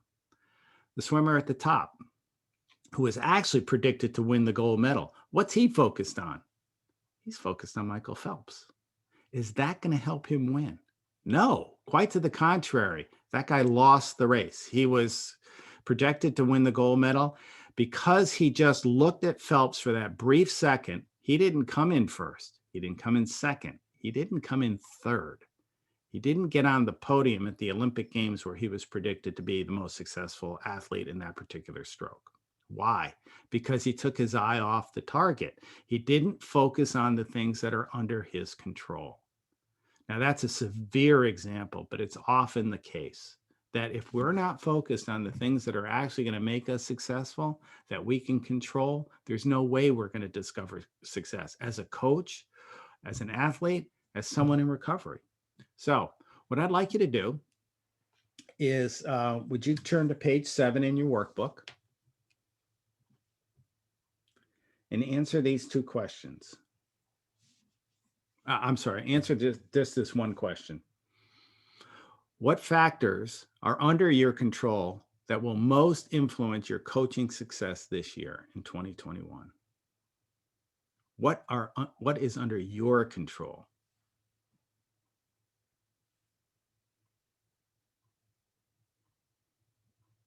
And if you also in your breakout session want to address what factors are under your or your peers' control that will influence their success, go right ahead. But again, Willie, I agree with you. There's no cookie cutter answer. So maybe everybody's a little bit different. But I'd really like you to think about what's going to make you a better coach that's under your control. What are the factors? All right. Can we, How long do you want to give for this? how about 10 minutes? All righty. All right, guys. You know what to do. Thanks, Larry. You're welcome.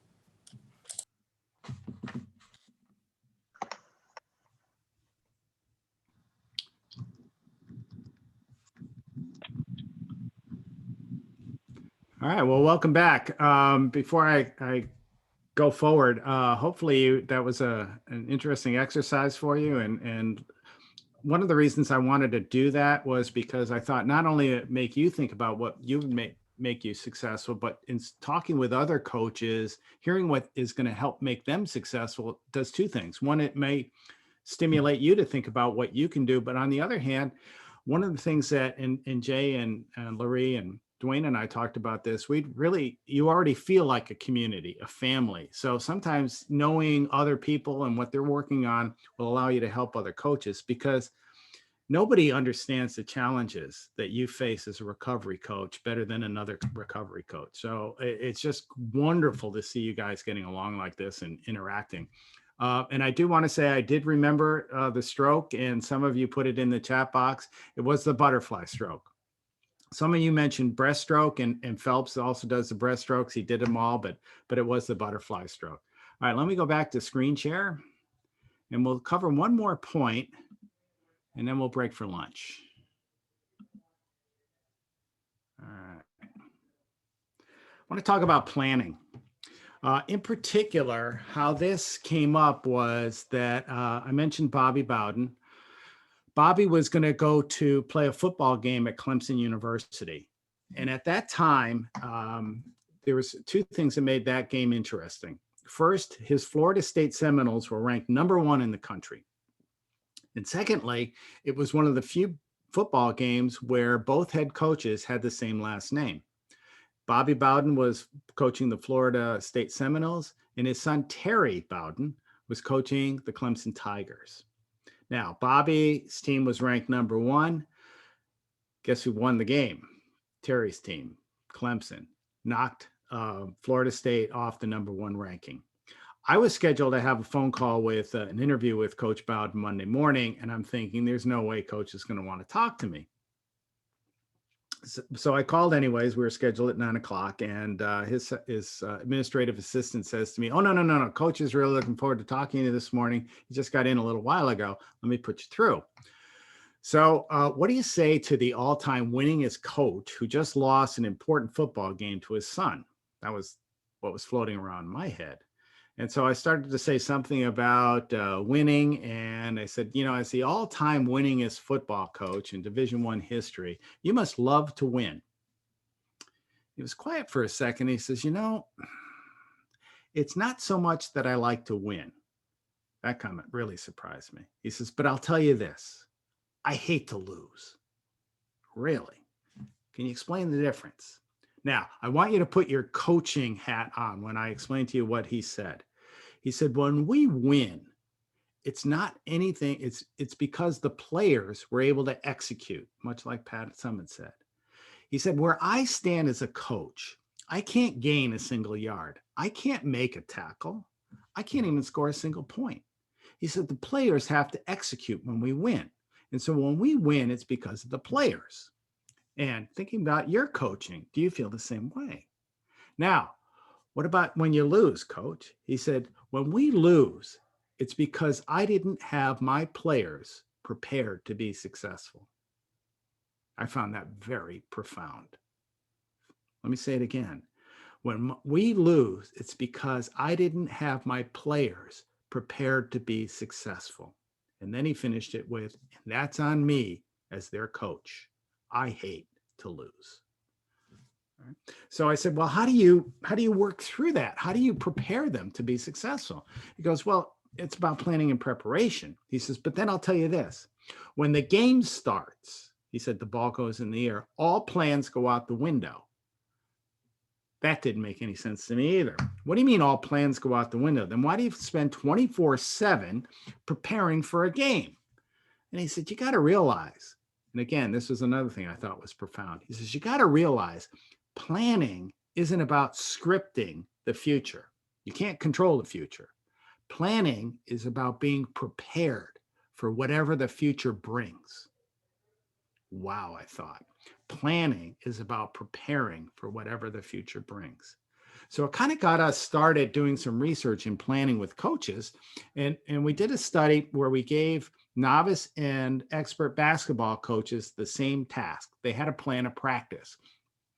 If I was doing this study with you, it would be, let's plan the next interaction you're going to have or the next meeting you're going to have with one of your peers that you coach. All right? How much time is it going to take you to prepare for that? And we wouldn't look at like experts or highly experienced, and we would look at novices, and we'd wonder what the difference was in terms of the amount of time it took.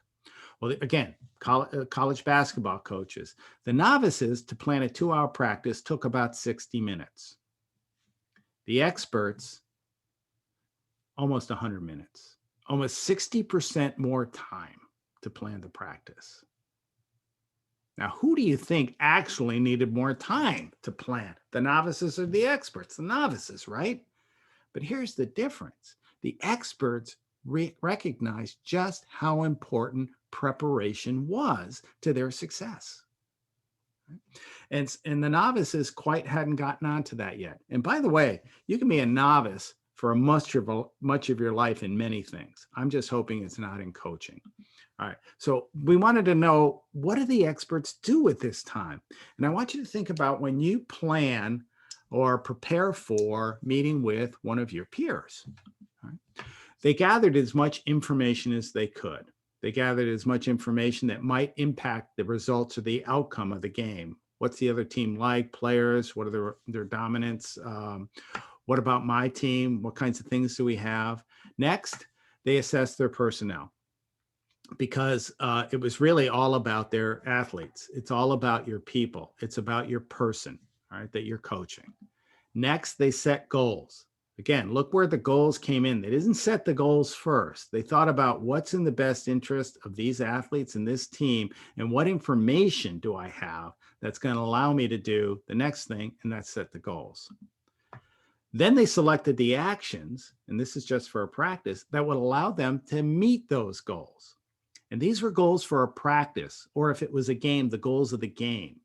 You know, we're going to execute these strategies, for example, in this game. So what actions do we need to take to prepare us to do that, to meet these goals? Next, what resources do we need in order to undertake those actions? Do we need more knowledge, for example, or do we need some kind of equipment? Do we need some kind of tool to help us? And then they set contingencies, because they knew, like Bobby did, plans seldom work out. So what are we going to do when plan A doesn't work? What's plan B? Or what are the contingencies? If this happens, then what do we do? If that happens, then what do we do? So that's the process. All right, let me share one more story with you. Some of you may recognize this gentleman if you were an Atlanta Hawks fan. This is Mike Budenholzer. When Kenny was with the Hawks, Mike was the head coach, and Mike and I got to know each other. And so I was doing a little work with Mike. In fact, this is at Old Phillips Arena. It's now State Farm Arena. Mike would allow the practices for an NBA team are closed, but Mike would allow me to bring one of my classes down from the University of Georgia and a coaching class. And so we'd watch a practice. Then Mike would come over and talk to him after the practice. An interesting thing about Mike was that in his second year as a head coach, all right, second year as a head coach with the Atlanta Hawks. He had spent 17 years as an assistant coach in San Antonio. Second year as a head coach with the Atlanta Hawks, he was named the NBA Coach of the Year. Almost unheard of. I mean, he was almost a novice head coach himself. And so after I congratulated him on that, I said, Mike, what skill or things that you do, much like I asked all of you here this morning, what do you do? What's your superpower as a coach? What do you do that helps your athletes be successful? Specifically, what do you do differently than the rest of the coaches in the NBA that allowed you to win this award? And he said without hesitating, he says, I think it's my player relationships. He said, I understand my players. I know who they are as people. And he said, I try to do everything possible to make them successful, both individually and collectively as a team. And then he looked at me and he says, well, what do you think I do differently than most other coaches? And I said, Mike, I think it's your organizational skills. I think it's your planning. And here's a copy of one of Bud's plans. Now, let me just tell you a little bit about this, and then I'll tell you why I'm sharing this with you. All right, you see Bud on it, Budenholzer, that's his nickname is Bud. When I would go to a practice for the Hawks, Bud would know I was going to ask for his plan. He'd just pull it out of his back pocket and hand it to me. And what you see here at the top, it said Atlanta Hawks shoot around. I don't know why, but in the NBA, if you have a practice on a game day, it's called a shoot around. And if you're the home team, you get the court from 10 o'clock to 11 o'clock. If you're the away team, you get it from 1 o'clock to 2 o'clock. You only get it for an hour. Now, look at the far left side. You'll see numbers, single-digit numbers running down the side. That's the amount of time Bud believes each of those activities should occur. And Dwayne and Larry, if you look at my script that I sent you, they're in red numbers. I got this idea from Budenholzer. So I use this myself, folks, when I do a program like this. All right, now in parentheses, that's the running time. So if Mike knew we were like 33 minutes into the activity, then he knew or 33 minutes into the practice, he knew what activity we needed to be on. And if one took longer than another, he would have to know where he was going to adjust for it.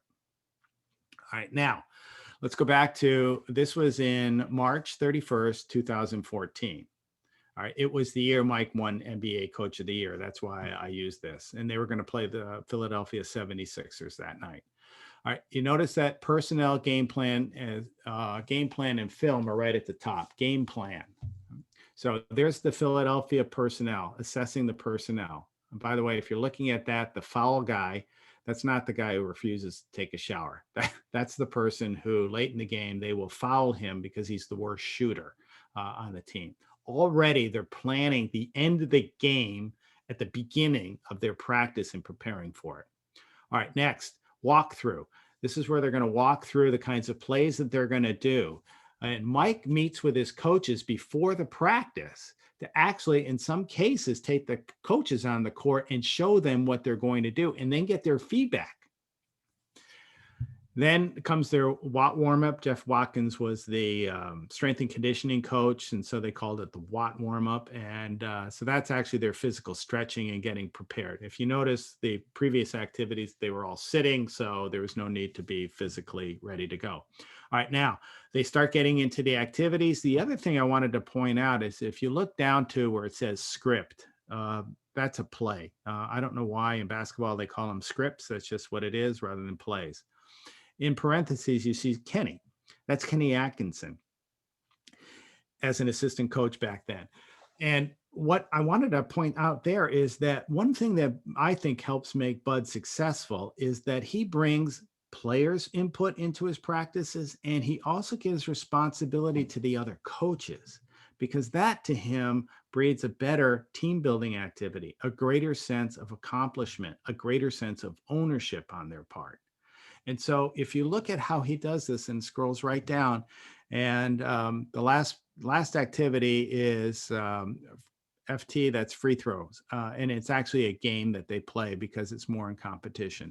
And then that goes towards the end. And then there's announcements that he makes afterwards and a little time to meet. So you can see this plan is scripted in order to meet what his goals are. And obviously the goal here is, even though he doesn't write it down, I try to get him to do that. The goal here is to have his team prepared to play the Philadelphia 76ers that night. And so they assess the players, they go through the activities they're going to do, and then there's some developmental activities for the players.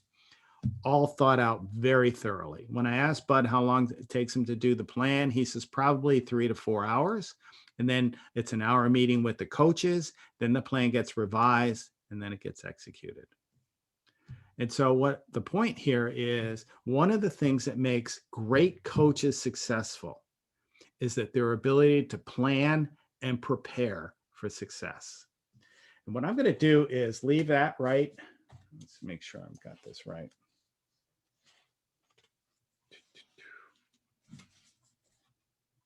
Yes, I do. All right, I'm going to leave that there. And I think we're just a few minutes away from lunch. And so Larry and Dwayne and Jay, if it's good for you, I'm ready for break for lunch, and you'd like everybody back at 1 o'clock? Yes, if you can, come back at like 12:50.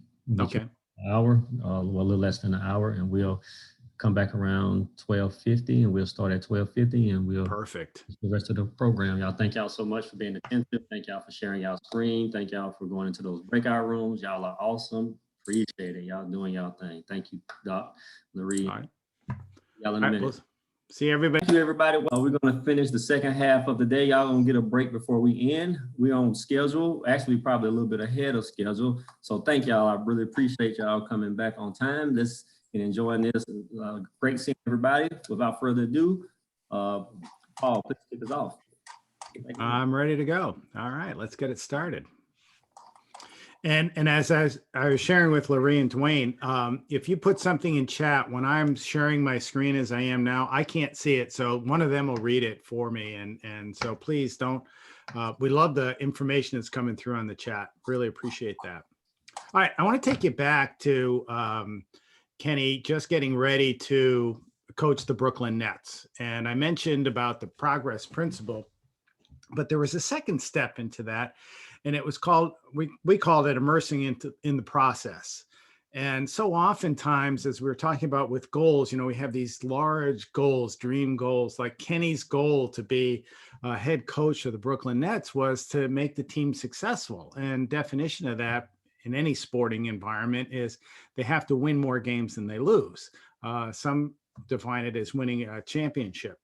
But Kenny really wanted to qualify for the playoffs is really what the goal was. And so question became is, yes, we know it's meaningful for the players, both individually and collectively as a team, but how do we make that happen? How do we achieve that large goal? And I want you to put it in the context of, you know, establishing and sustaining recovery. That's, as you know better than I do, that's an enormous goal to achieve. But how do we do it? Well, most successful coaches have a process.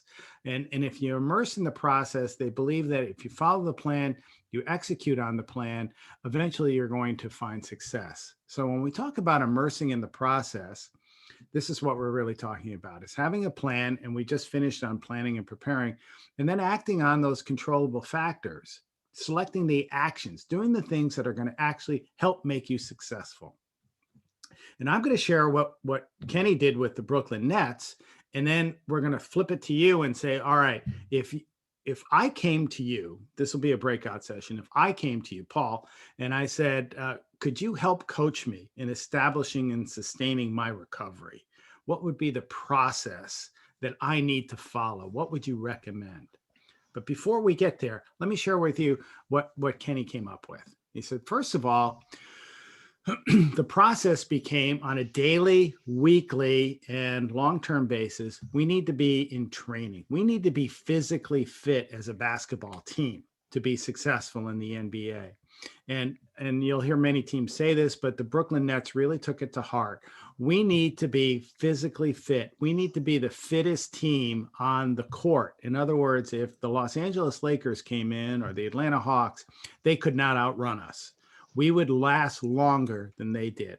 So that takes a huge commitment in terms of the exercise regimes the team went through collectively and the individual players. So training on a daily basis was a major part of what was going to help make them successful. That was part of the process. If you became a member of the Brooklyn Nets, one of the strength and conditioning coaches would sit down with you and you would have an individualized program as to what you would do. Would you have input into it? Certainly. And somebody asked me that in the chat box, you know, do the peers get involved or do the athletes get involved? Yes, because they will take ownership if they feel like they have a voice. They were using the term validated, that you respect them, that you work as a partnership. That's what the greatest coaches do. And that's what I'm hearing among this group. And I really, really would endorse that, support that. I also like that. And that's what Kenny did. So training was part of it. Next, developing skills. To be an accomplished basketball player at any level, particularly at the professional level, you need to have a highly developed set of skills. I will say this to you, as a coach, you need to have a highly developed set of skills. You need to be able to do things like set goals, for example, and we're going to get into a couple other skills like communicating, decision-making. Those are skills that you can develop. Basketball players, what skills did they need to develop? Well, they needed to develop the ability to shoot a basketball, pass a basketball, dribble a basketball. So on a daily basis, weekly basis, they had each of them individually and collectively as a team, they had skills that they were going to work on. That was part of the process. So we got fitness, we got skills.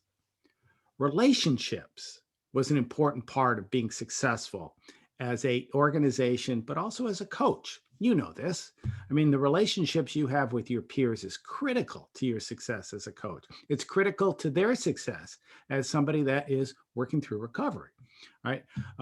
Those of you that know basketball at all, the player on the left is Jeremy Lin. And this will just tell you a little bit about how important relationships are in basketball, but particularly for Kenny. A number of years ago, before he came to the Hawks, Kenny was the assistant coach for the New York Knicks. One of the players on that team was the player on the left. That's Jeremy Lin. And Kenny was the player development coach, is what they called him, for the Knicks. And so he was working with Jeremy, trying to develop Jeremy's skills and bring him along as a player. Well, when Jeremy had the opportunity to get into some games for the Knicks, he was spectacular. In fact, he started leading the Knicks onto a winning season. In fact, his performance was so spectacular, the New York media branded it Linsanity. And some of you probably remember that. Well, that's Jeremy Lin. I later asked Kenny about what was it like to work with Jeremy, and he says, let me tell you two things about Jeremy.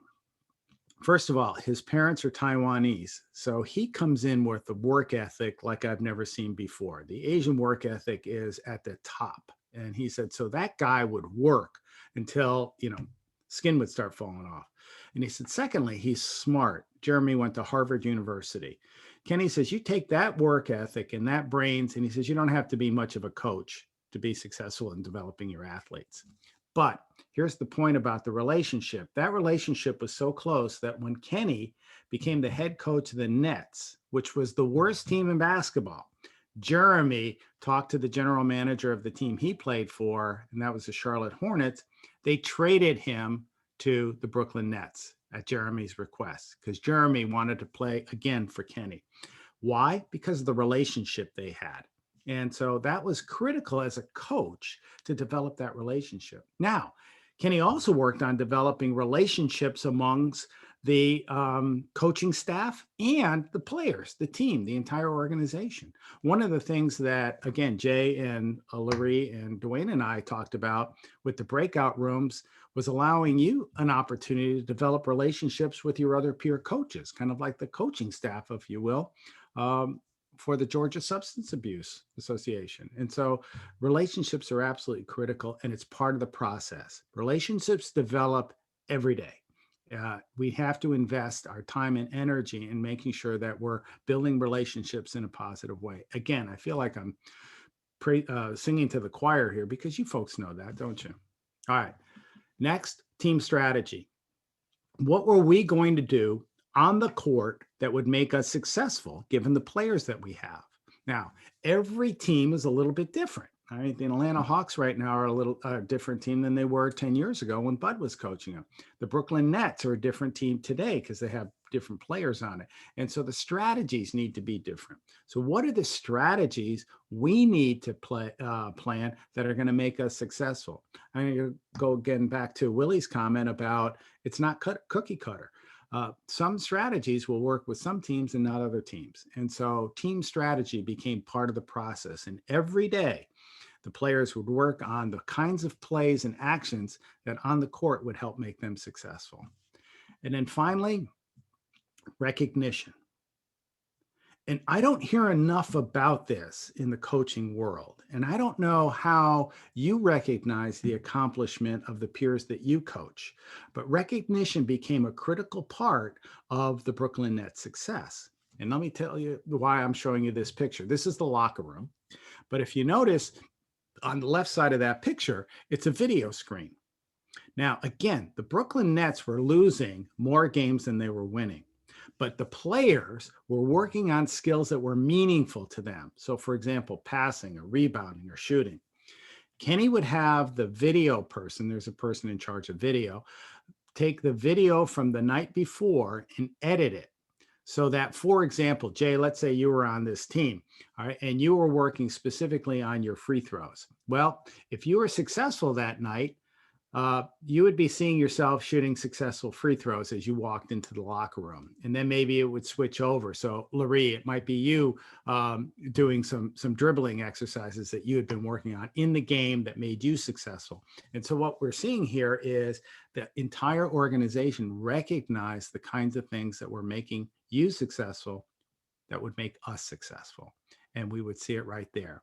And then also during certain times in practice, for example, Kenny would make sure that he recognized a success that somebody had. For example, if they led the team in scoring for the first time, he would recognize that. And here's the importance of recognition. I'm guessing you already know this, but when we recognize and celebrate, like you did today, Jay, this morning, recognizing the accomplishment of this organization, it gives us pride. It reinforces that what we're doing are the right things. We are being successful because of what we do, and more importantly, the people who are doing it. And so if you can recognize what you consider to be legitimate accomplishments, achievements, the small wins, if you will, of your people, you will find that they're going to want to repeat those, and they're going to want to exceed those. So that's the process, right? It was training, physical fitness. It was developing skills, building relationships, team strategy, and recognition. Those were the factors under Kenny's control that he made as part of the process on a daily basis. All right. Did it make a difference?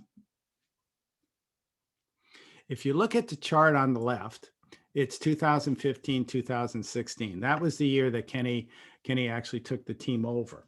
And you'll notice that they were 21 wins. Not a lot. All right. So by the time in 3 years, in 2018, following this process, right, they doubled that, 42 wins. And for the first time since I think the earth cooled, the Brooklyn Nets qualified for the NBA playoffs. People in Brooklyn were going crazy. The team was very proud of what they were able to accomplish. All right. And just to kind of finish that story, the owner then sold the team. A new owner came in and decided that what they were doing wasn't what he wanted to do. And so he brought, rather than thinking about player development, he wanted to bring in all-stars. So he started buying players, and that did not fit Kenny's style. So they fired Kenny, even though he was very successful. Not all was lost. Kenny is currently coaching with the Los Angeles Clippers. So how about you? If I could ask you to turn to page 8 in the workbook and just jot a few things down. If I came to you for peer coaching and asked you, what is the process I need to immerse myself in to establish and sustain my recovery? What would you tell me? I'm guessing it's not make myself physically fit, develop my basketball skills, and those kinds of things. What would I need to do that are under my control and your control? What's the process? And by the way, this is flexible. It can change as we start to develop, kind of like the goal orientation. But what would you tell me?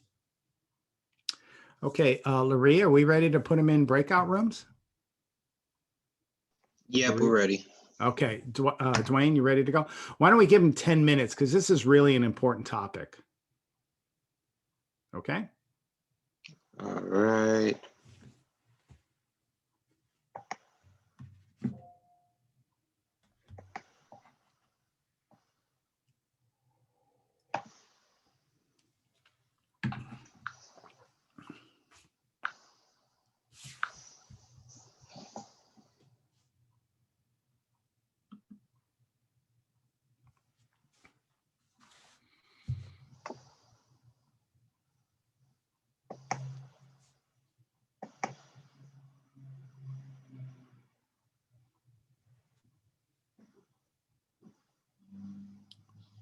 Thank you, Dwayne. You're welcome.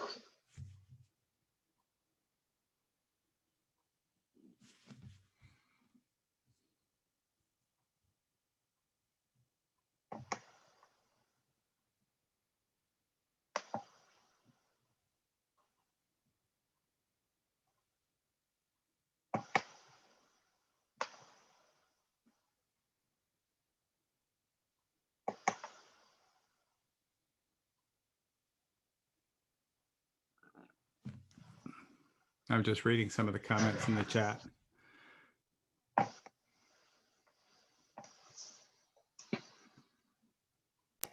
Down at the bottom of your screen. I press play. We're good. You had to put Paul back on. I think you might have to highlight him again, or spotlight him again once he returns. Because you're spotlighted for me.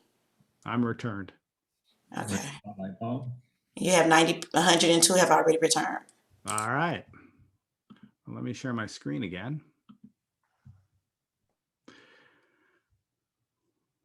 All right, here we go. Well, I really enjoyed, oops, something didn't come across right. There we are.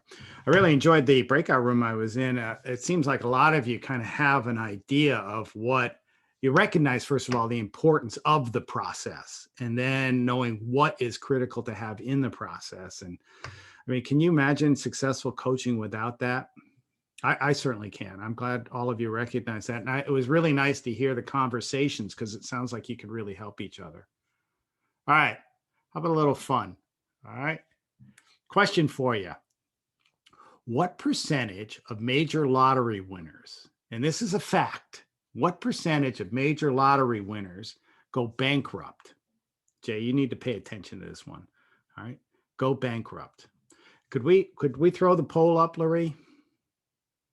What do you think? Is it 25%, 35%, 50%? I got it coming 1 second. All right. There you go, guys. What percentage of major lottery winners go bankrupt?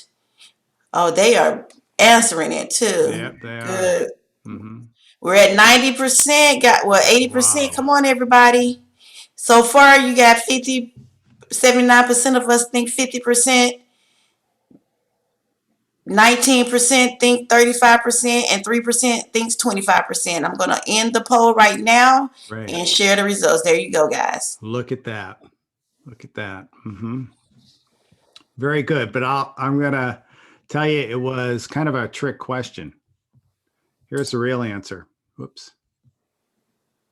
Let me see if I can move that poll over. There we go. I stopped it. There you go. Oh, you did. Okay. It's actually 70%. Can you believe that? Yeah. 70% major lottery. And major lottery means $1 million or more. So multiple $1 million or more. So I guess I better not quit my job, huh? Because I'll be you better not. No. You're right, Larry. Yeah, absolutely. And think of it this way. Tomorrow you win the lottery, let's say $5 million. Well, in 3 to 5 years, you will have less money after winning $3 to $5 million than you have today. That's bankrupt. Isn't that an amazing factor? All right. Now, the next question is why? In most cases, they make bad decisions. All right. So what I wanted to start with as an introduction to great coaches, successful coaches make good decisions. And to me, one of the best, quote unquote, good decisions is avoiding bad decisions. Sometimes it's our bad decisions that hurt us much worse than our good decisions actually help us out. So I wanted to share with you some of the reasons that we make bad decisions. And this comes from research from just people in general, but also specific to leaders. Here are the reasons. People make bad decisions. First of all, obviously bias. I believe I know what's best for me, or I'm going to do this because I've always done this before and I like it. Or I've heard, you know, these people or this activity is not good for you, so I'm not going to go against it. As a University of Georgia professor, if we were interviewing other people to come into the faculty and you were from the University of Florida, there's no way you would get a job. All right. Now, if somebody wants to say ouch, okay, go right ahead. And I'm only kidding, because Florida, don't tell anybody I told you this, Florida actually has a great university. But as a bias, you know, we would say, no, you can't work here. So bias is one of the reasons. Inexperience. We just don't know. It's a new situation for us and we haven't tried it before. I'm going to guess. No, I'm not going to guess. I know you are a better recovery coach today than you were a year ago or 5 years ago, because experience helps teach us what are the appropriate actions to take and the right decisions to make. And sometimes if we're in an unfamiliar environment, we make bad decisions. Fatigue. We're just too tired. And we don't give it enough thought. We don't give it enough energy. And so that's one reason that we make bad decisions. Right? Limited information. I just didn't realize this was an important factor. Or if only I had known more about this person, I would have said it a little bit differently, or I would have suggested something a bit different. So that's another reason that bad decisions are made. Overconfidence. That's the number one reason. The number one reason experts make mistakes is they're overconfident. And if you listen to somebody who's really, really good at what they do, you'll never hear them say, oh, this is in the bag. This is a foregone conclusion. No, they don't believe that. Every situation is a bit different. And so they're never overconfident. They may feel like they have an advantage, but nothing's ever a foregone conclusion. So they don't get overconfident. And then finally, our emotions. Particularly certain emotions. If when we get angry, for example, we generally tend to make bad decisions, in part because of our chemical or our physical response to the emotions. For example, we start thinking crazy things when we get very angry or we get very upset with somebody. Our brains start to fire into all different ways. Or if we get scared, it makes it very difficult to make a good decision. So our emotions can sometimes do that. If you find yourself in a highly emotional state, or one of the people you're coaching is in a highly emotional state, suggest they do things that are going to bring their emotions down under control. Just a couple quick strategies. One is that take some deep breaths. Breathe in through your nose and out through your mouth. All right. Why don't we just try that right now? And you're going to find that it's going to make a difference right now. Okay. If you will, breathe in through your nose. Hold it for a few seconds. Breathe out your mouth. Do it again. And breathe out. One more time.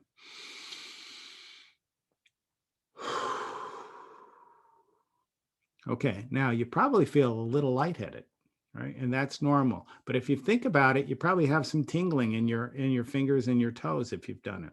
The other thing is it's actually slowed your heart rate down a little bit, because when you breathe like that, it slows everything down. To take a deep breath, it's hard to do it quick. Another thing is to get people to think about something positive. And that oftentimes can take, bring the emotional down. I remember one of the greatest pieces of advice my mom gave me. She said, Paul, in your darkest moments, count your blessings. And whenever I get into a tough situation, I start doing that. And it usually starts with people I love, my friends and my family. And then things I've done in my life that I've really enjoyed, privileges that I've had.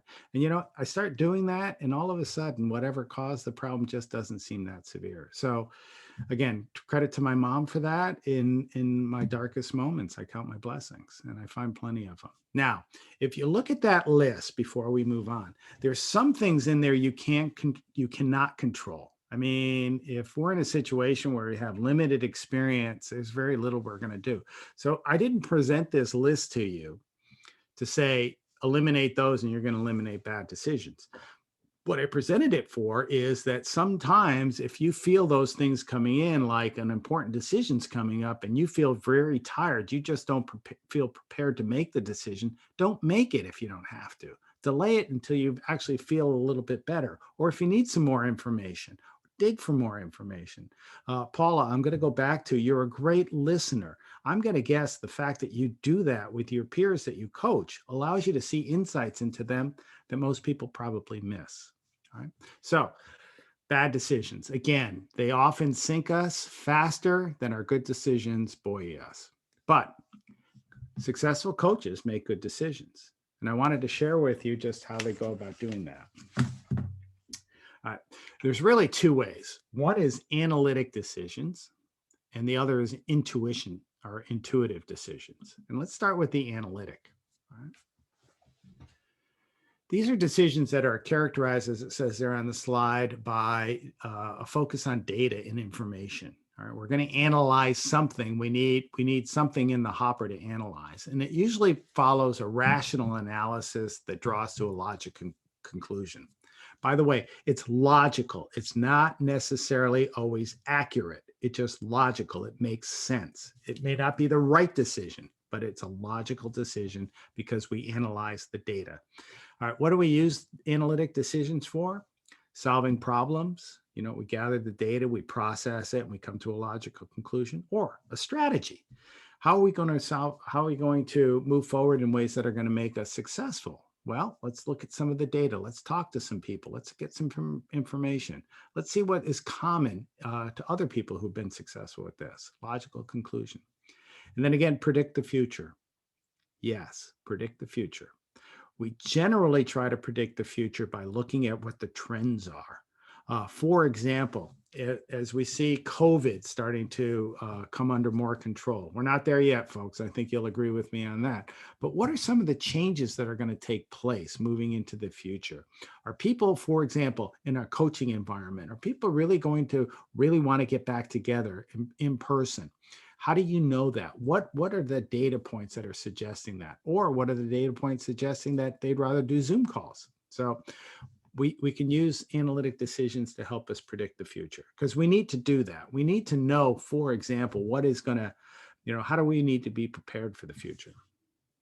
Now, we started doing a study with successful coaches and how they solve problems, because successful coaches are able to solve problems better and with more permanency than people who are less successful. So we did several studies in this area, and I was actually having a hard time figuring out what these people were doing that allowed them to be so successful, until one night I was reading Sherlock Holmes. I don't know if you have any Holmes fans in here, but in this story, his assistant Watson asked Holmes the question, how do you go about solving a case that makes you so successful versus other people who seem to have problems? And Holmes kind of laughed, and he says, well, the first thing I do is I make sure that I define the problem. What am I really trying to solve? Because if I'm not trying to solve the right case, then there's no hope that if I'm not solving the right case, there's no way I'm going to be able to process it and get a solution. Right? Now, when we did this study, interestingly enough, we found that the successful or expert coaches spent more time defining the problem. And I'm going to give you an example here, a story. We did a study, one of our first ones in expert coaching, with 3 Major League Baseball teams. And because of our agreement with Major League Baseball, I can't tell you who the players or the coaches were. But this one team was highly successful, had let's say won multiple national championships. And I was on the bench one day. It was kind of later in the season, or no, it was fairly early in the season, excuse me. And I was listening to the manager talking, and on the team was a rookie. And this guy had a pretty amazing story. He was a Latino player. He spoke very little English. Yes and no, and sometimes he wasn't even sure what that was. He was about 18 years old. They did not expect that he was going to make the major league team. They thought when he came to spring training, he was going to play well enough to find a spot somewhere in the minor leagues. But this kid played so well. His batting average was second on the team after spring training, and he was leading the team in home runs. Well, you don't send a player that hot down to the minor league, so he came north with the major league club.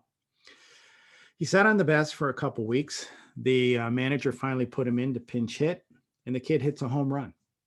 Well, you hit a home run in one game and a coach is going to get you in the next time he can. So the next opportunity to pinch hit, he was in and hit another home run. Well, fairly soon, this kid was, after about 2 weeks, he had worked himself into the starting lineup. Within a couple of weeks after that, this is probably about late May now, he is second in batting in the league.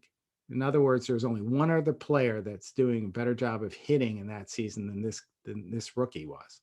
And he was also very high up there on the home run list. Well, then early May, he started to decline. And then he started to decline rapidly. And so by almost the end of May, it was the end of June by this time, he was batting barely 100. And now what happens here is most managers in baseball, when they see a rookie struggling like this, the solution is to send the kid down to the minor leagues. The kid obviously needs a little more coaching, so we'll send him down to the coaches down in the minor leagues. They can help him out. He needs a little more confidence. The structure, the competition there isn't as severe. And then when he gets his game back, we'll bring him back. Well, this manager didn't believe that. He said he wanted to know what the problem was. Now, he didn't speak Spanish, and this kid didn't speak English. So he asked one of his veteran players, another Latino player, if he would talk to the kid. This veteran player was highly respected on the team. So 2 days later, he comes back and he says, this kid's girlfriend moved up from their home country in early June. And a couple of days after moving here, she came down and now she's very sick. He tried to take her to the hospital, and they couldn't navigate the hospital requirements because he couldn't speak English. I mean, you can speak English and still not be able to navigate those requirements.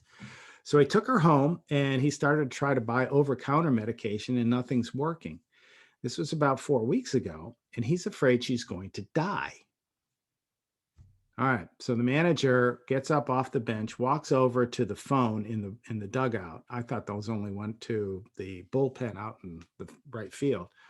Calls human resources, explains the situation, and then says this: I want you to send somebody from your department with this kid and his girlfriend to the hospital, and that person needs to be able to speak Spanish and translate exactly what's going on. So he calls the kid over and says, I want you to go to the front office. You're going to meet so-and-so. And the veteran player translated all this. So they went off to the hospital, and what they found out was his girlfriend had a severe virus. And she was so far along that the doctors estimated that if she hadn't come in, she would have been dead within 48 hours, died primarily of dehydration.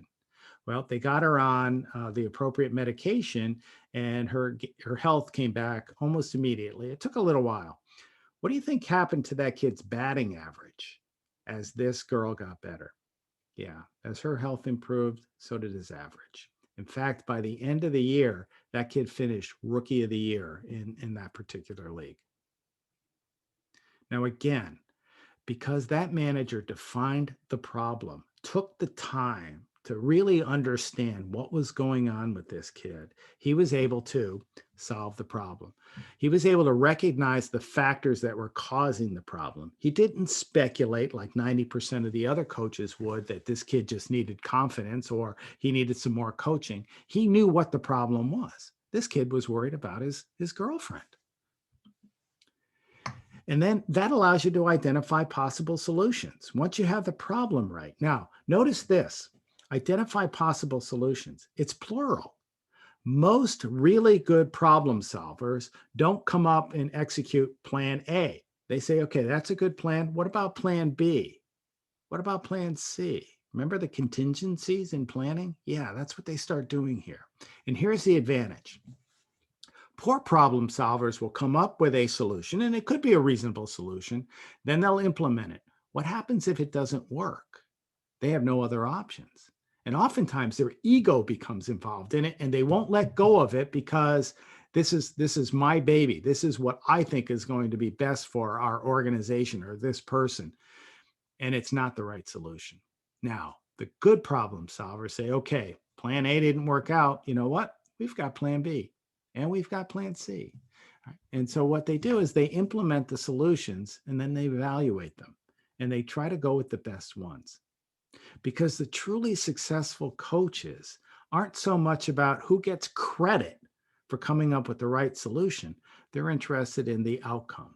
They're interested in the results. And they're very willing to give anybody credit who can help them solve that problem.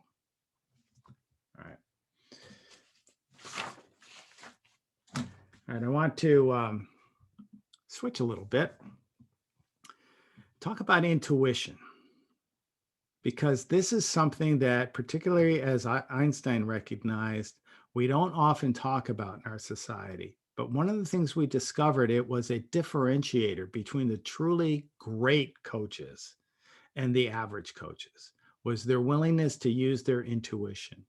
And in the words of Einstein, the intuitive mind is a sacred gift, and the rational mind is a faithful servant.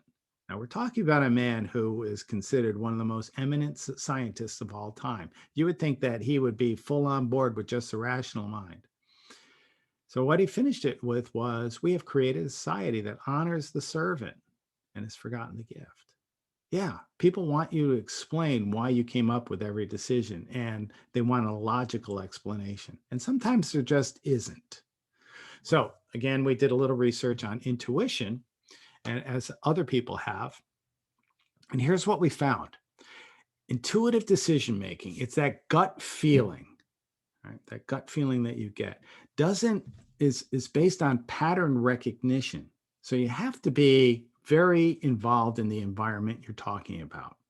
It's learned. You learn to have intuitive feelings and decisions, and it comes with experience. It comes with experience in the environment that you're in. All right. So the second point here is the conclusions that you come to are based on impressions, not connecting or collecting data. Let me give you an example I'm sure you're all familiar with. All right. Somebody you know very well.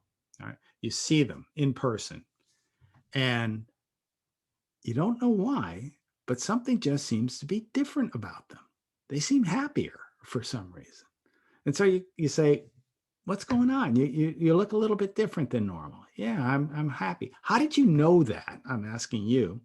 It's based on their impression. They look different. It's a pattern. All right. So when they're happier, maybe they stand up more erect. Maybe they're smiling a little bit. Maybe the look in their eye is a little bit different. It's a pattern. It's not just one thing. Or have you ever walked into, for example, a store and you look at, for example, this coffee cup and you just say, Loree would love this coffee cup for her birthday. So I'm buying that coffee cup for Loree. And so you give it to Loree for her birthday and she says, Paul, how did you know? I love this coffee cup.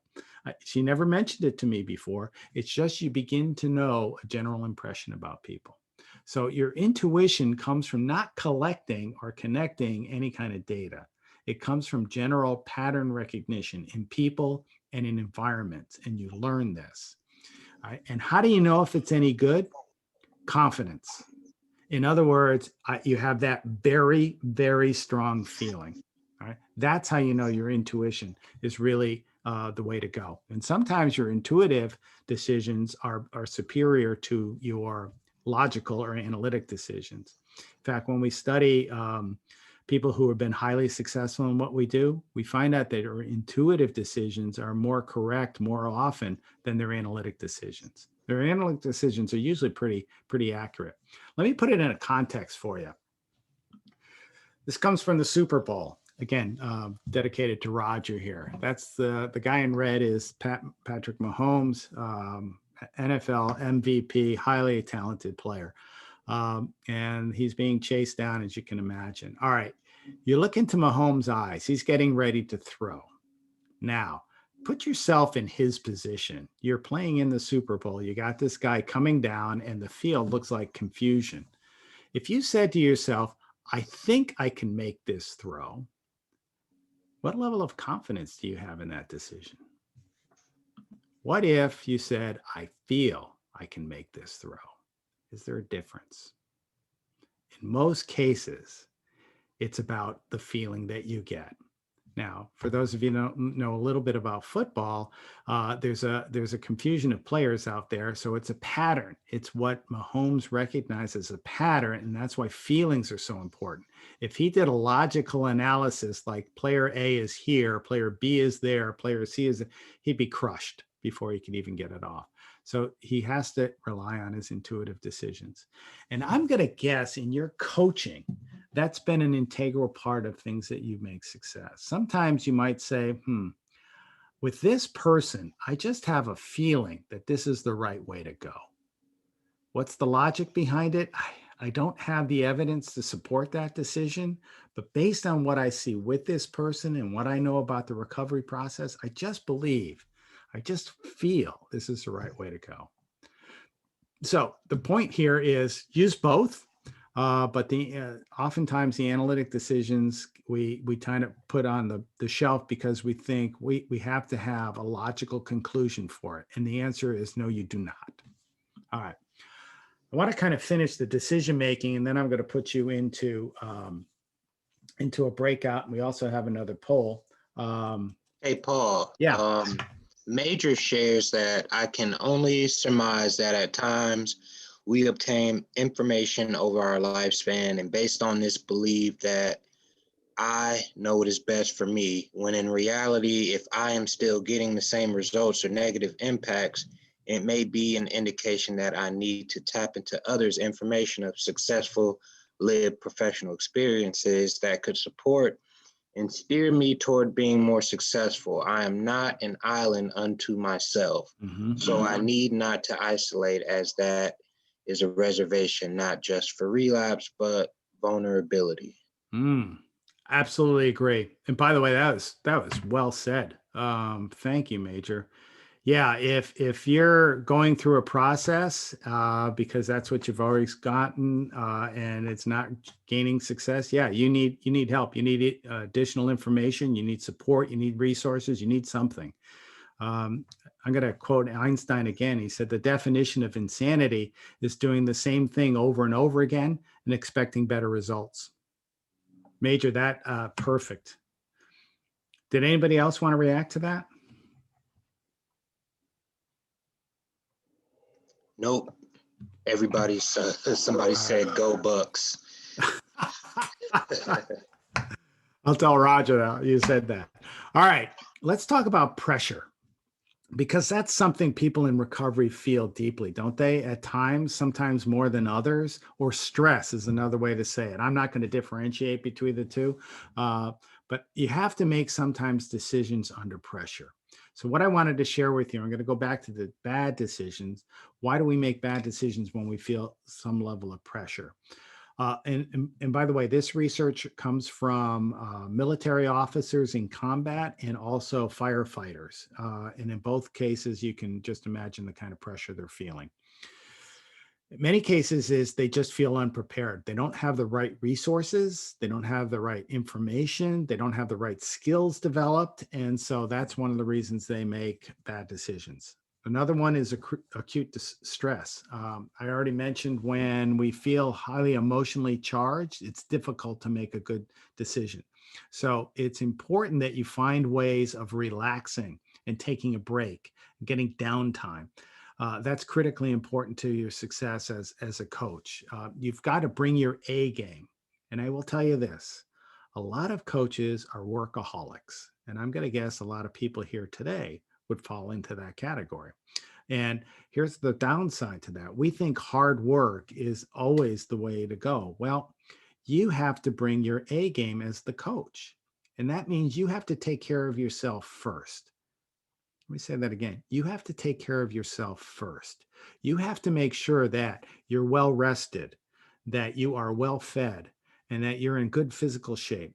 And emotionally, you feel prepared. It doesn't mean you have to be emotionally healed, but you feel emotionally prepared to deal with this. Because if you don't bring your best to the interactions with your peers, there's no way you're going to be successful. And so again, try to handle yourself in a way that's going to allow you to be the best. And oftentimes in our life, we're taught that you can't take care of yourself first. You don't come first. Other people come first. No, as a coach, no one else is going to be responsible for your health and well-being. You have to take responsibility for that, and you have to recognize its importance. It's not a way of just skirting hard work. It's a way of preparing yourself to be the best that you can be as a coach. All right. Ambiguous authority. Oftentimes I mention these are in organizations and you're not sure who's in charge of what. And so sometimes decisions aren't made, or they're not made in the way they need to be because of ambiguous authority. I'm guessing most of your interactions with your peer that you're coaching, authority really isn't the issue, except when who's responsible for this decision, the peer or the coach. And that's something that could be alleviated by a good discussion. All right. Then finally, what we find is that when we're under pressure, we'll generally take more risks. All right. Let me give you an example. People who suffer from a gambling addiction. And some of you are probably very well aware of this. As they're losing more and more money or whatever resources they're gambling, they're willing to take greater risks because they want to recover. They want to get back to their starting point. And so the deeper they go, the more risks they take. We also find that in most pressure situations. We do things in a pressure situation we ordinarily wouldn't have done if the pressure wasn't on us. And so if you feel any of those, just be aware that it's a potential for making a poor decision because of the pressure, and find ways or strategies, if you can, to kind of alleviate that. Now, let me share with you, I mentioned that it was both military officers and firefighters, what the ones who are able to make good decisions under pressure. First of all, they think strategically. They say, okay, if I do this today, what's the outcome I can expect tomorrow? Or if I say this to this person, what reaction am I going to get? And if I say this, what's my next step? And what's my next step after that? And sometimes you have to plan 2 or 3 steps ahead in order to, for example, build relationships, or as Kenny did, immerse in the process. So they're thinking strategically. They go back to the goals and they say, what do we need to do to be successful here? They make effective use of resources. And oftentimes we have more resources at hand than we really give ourselves credit for. All of you together are great resources. Jay, Larry, and Dwayne are great resources. Oftentimes, and according to Jay, Google can be a great resource. I guess we have to be careful in how we use Google, right, Jay? But we have resources we can use. So calling on one another is a great source. Maybe we have a tool that we can use. All right. People who make good decisions under pressure, no matter how tough the going gets, they're committed to getting it done. These are the people who find what they do significantly meaningful. And yes, I've got this pressure in front of me, but I'm going to work through it. I'm going to find a different way to do this. Oh, we got another question. Sure, please. Justin Roberts says, how do leaders address confirmation biases and the intuitive decisions feeling process? I have a feeling about this person is predominantly, my opinion, triggered by confirmation biases, which can lead to continued inequities moving forward. Mm-hmm. And I would agree. What was the question in there? How do leaders address confirmation biases mm-hmm. in the intuitive decisions process? Right. That they recognize people are works in progress. Let me try to clarify that for you. I may act a certain way on a certain day, but that doesn't necessarily mean that's the way I always am. It could be my environment that's doing it. It could be, I'm just having a bad day right now. And you really don't know what I'm thinking unless, and we're going to get into this with communication, unless you talk to me. Let's go back to that Major League Baseball manager, right?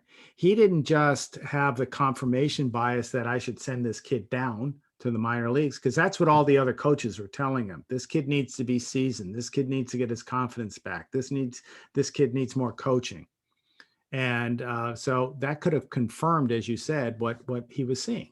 But no, he wanted to dig deeper. He wanted to get a little more information. And so, yeah, the confirmation bias can be really powerful, especially when the confirmation is coming from resources we ordinarily trust. But yeah, the great coaches realize that everything's fluid and they're always open to hearing what might change, what might be different. Right. And another thing, Paul, if I can add to that, Please. typically people, even including myself, typically when we have this intuition or this feeling, if we're not careful, we'll seek out individuals that typically co-sign Yeah. versus going to somebody that can have a healthy conflict. Hey, Yep. man, I see an opposing view to that. So Yep. if you can recognize that you have some type of, first of all, we all have implicit biases. So if you Yes. can recognize that, and one of the ways that you do that, and we talk about this in cultures, is always check those, be mindful of those implicit biases, because it's a process with no endpoint. So to Jake's question, if you're conscious enough to know that you have these implicit biases, Mhm. go and seek out somebody that 9 times out of 10 confirm what you usually say anyway. Go to that person that could be the opposite or have a diametrically opposed view or an opposing view of how you usually think, and see if you can have that healthy conflict. And from there, you can make a better decision about how you have that interaction. Absolutely agree, Jay. In fact, you just made me think about Mike Budenholzer. You probably have heard the saying, and Mike likes to use this with his coaching staff. He says, if we're all thinking alike, we're not all thinking. And he will go around the room. Remember, I told you he meets with his coaches to go over the practice plan. He wants to hear from every coach. And I remember one time sitting in that room and he hadn't heard from one coach. And he says, I want to hear what you're thinking. And he says, well, and the assistant coach says, well, what if I disagree with you? He said, then I really want to hear what you're thinking. And so this assistant coach started telling him this idea. And Bud's reaction was, that's actually not a bad idea. He says, let's use that. And so, yeah, I agree with you, Jay. Yeah, that we can't surround ourselves with people who are just going to say yes to us. That doesn't promote growth. Anything else? All right. I do have one more person who said something kind of. Carol Beck says, no, it wasn't Carol. Keep rolling along. I'll get to it later on. And the last point is under pressure, they're selfless. They think about the best interests of their people, not their own best interests as a coach. They're humble. In fact, a recent study we just published, this just amazed me. We studied strength and conditioning coaches from the National Hockey League, National Basketball Association, Major League Baseball, and the National Football League. So all 4 major sports. And we had all but 2 of the head strength and conditioning coaches from all of their organization participate in this study, which is highly unusual. And one of the questions was, what's the number 1 skill of an expert coach? And the answer was humility. Humility, the number 1 skill. Now, if I was going to survey you and say, what do you think the best skill, the most dominant skill of an expert coach would be? I'm going to guess that you wouldn't have said humility. And the only reason I'm guessing that is because that's not what I would have guessed. So we asked many of the coaches, why do you say that? And here's some of the answers that we got. That when, if you believe you have all the answers, you have very few of the answers. You have to be humble with your success, and you have to take responsibility for your failure. You have to realize that as a coach, it's not about you. It's about the people you work with. And so you have to put your ego behind theirs. So humility, if you lack that, you will lack success as a coach. I thought that was amazing. Okay, I see what Carol said. Carol Beck says, employers that don't understand what we are supposed to be doing, they're counterproductive. The way that they deal with the peer is not as a peer, it's more like a police officer or a probation officer. This causes stress in trying to have a balance and still be a positive part of my peers' recovery and treatment. Being a person that is trying to talk for the peers to represent them in conversations with coworkers. There are people with biases that make this difficult. Absolutely. Absolutely. And my reaction to that comment is, thank goodness that you're there. Yeah, people get into leadership positions for all sorts of reasons, and ego is one. And they like the feeling of power, that they have control over people. Not the best ones, as you just saw. But yeah, is it Carol? Dwayne said that? Yes, Yeah. Carol Beck. Yeah, thank you, Carol. Yeah. Now, if you're going to ask me for a solution to that, I haven't figured that one out, and I'll apologize for that. But yeah, it's unfortunate to be in that position. But I will tell you this: please take pride or satisfaction in knowing that you represent people who absolutely need representation in situations like that. Okay, let me finish the one on decision making. How do they make good decisions? Not why, but how do they make good decisions under pressure? First of all, they put the most important decisions first. In other words, what do we need to decide today that's going to help make us successful tomorrow? If it doesn't impact our results, then it's not an important decision. If it's something that's not under control, it's not an important decision. But what do we really need to attend to today? And by the way, do we need to attend to trivial decisions? Like, for example, somebody might be criticizing us somewhere, and is it really important? Sometimes it is, because if it is eroding your reputation as a coach, then it needs to be dealt with. But if it's just somebody, sniping off, yeah, it could probably be ignored. So they put the most important decisions first, and they give those their attention. They filter out the distractions. Those are usually the things that are not under their control and not important to the results or the outcome. They mix both analytic decisions and the intuitive. In other words, yeah, I got this feeling that this is the right way to go, but let me double check that, all right, and make sure it's right. Or opposite, this is the analytic decision I came to. How do I really feel about that? Do I feel that this is the best decision for us? And when those two align, you really know you have something. And then most importantly, you got to be flexible and willing to change. The solutions today are not going to be the solutions for tomorrow. The solutions for one person aren't going to be the solutions for another person. So flexibility and change is really quite important. All right. Before we move on, can we put poll 3 up there?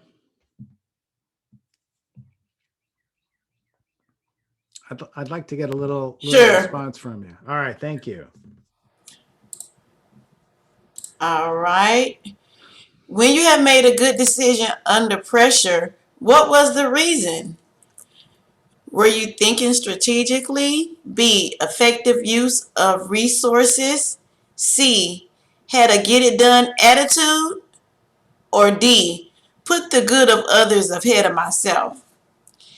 And I only have a few of you who have voted, so I'll get to, they starting to click in. There we go. All right. I only got about half. And I know this is challenging because you probably do all of them, or at least most of those. But what's the most important one for you? Okay, I'm going to give them a couple of more seconds. Oh, wow, we almost got everybody. Thanks, Laurie. Wow. All right, I'm ending the poll and sharing the results. Can everybody see the results? Wow. Mm-hmm.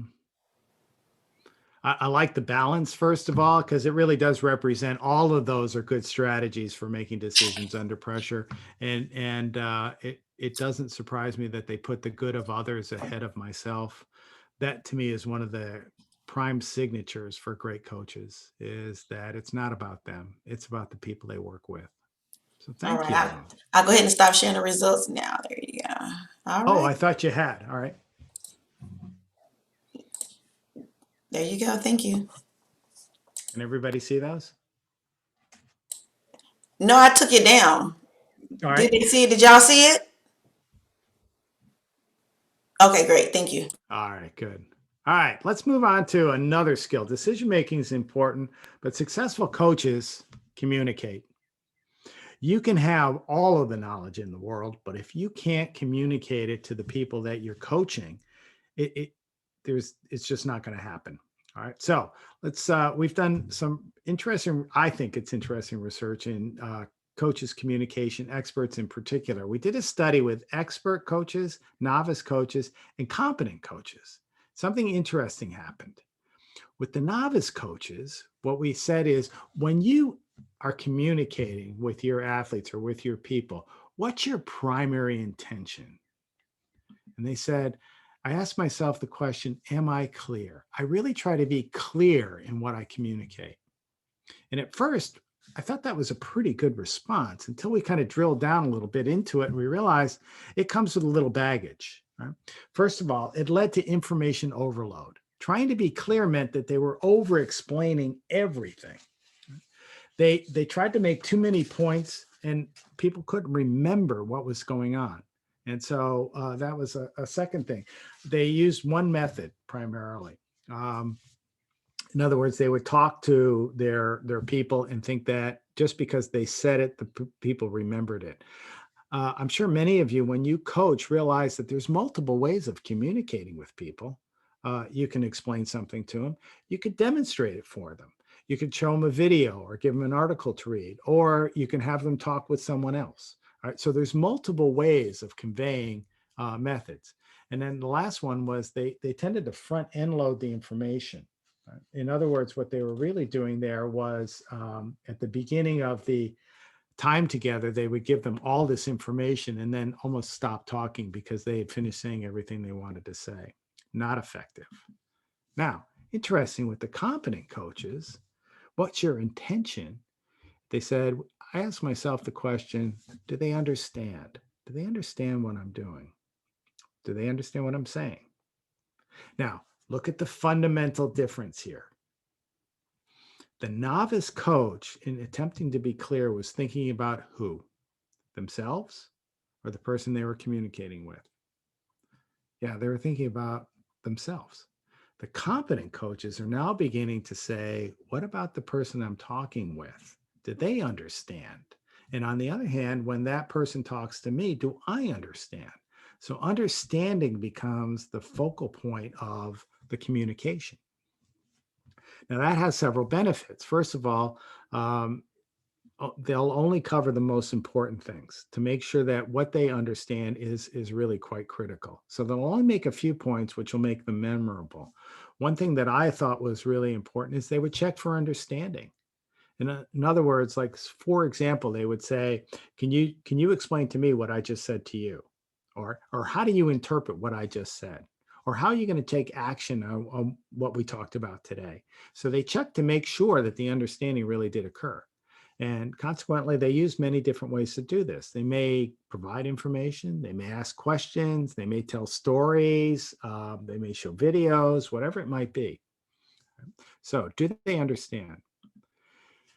I got to go back to Dawn Staley because I actually got this. She was the first one who said it. And Coach, when you communicate with your athletes, what's your primary intention? And now look at Dawn's face, if you will, and look at the face of her athletes. This is what Dawn said. She says, I want them to know, do they own it? Do they feel like it's their knowledge? Do they embrace it? And she said, I'll give you an example. We're at the last minute and a half of a game or last minute of a game, and one of my players is on the foul line, and we're down by 1 point, and they have 2 shots. I don't want that player thinking, gee, what did Coach Staley tell me I should do in a situation like this? I want that player to believe that they have the power, that they have the knowledge to be successful in that situation. So when I communicate with them about important topics relative to their performance as athletes, I want to make sure it's something that they embrace and feel is theirs, that I'm only there as a resource for them to talk to and maybe to validate them a little bit, but really they have the ability, they have the power to make the difference in who they are and what they accomplish. And we found that in general with great coaches. And so again, look at the emphasis on the people they coach, not in Dawn's particular case, the sport they coach or her own reputation as a coach. It really is all about the players.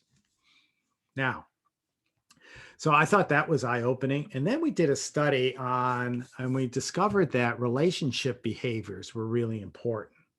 In other words, that when I communicate with you, and this is one of the downsides to Zoom conversations, is it's difficult to establish a relationship. And we already know relationships are critical. So I'm going to use a story here. The gentleman that you see there is Jack Bowerly. Jack has coached in 5 Olympics. He was our 2008 Beijing Olympic coach. In fact, when Dara Torres came to see Jack, that's when I met Dara. The swimmer to his left is Carolyn Joyce. Carolyn competed in 2 Olympics, won 4 silver medals. Now, Jack and I had been hired by the Taiwan Olympic Committee. I was hired to work with their coaches, and Jack was hired to work with their swimmers. This was the first morning we met some of the swimmers. And I'm going to take you through each point. Notice the eye contact Jack has with those athletes. Notice the athlete's eye contact with Jack. When I look you in the eye and you look me in the eye, we have a relationship. We see each other in ways that we cannot see each other if we're not looking at one another. If I'm talking to you and looking at my shoes or looking at the sky, probably not an effective relationship, not effective communication. So notice the eye contact. Next, personal questions. See the kid just immediately to the right of Jack's head? Kid's wearing a Red Sox shirt. All right.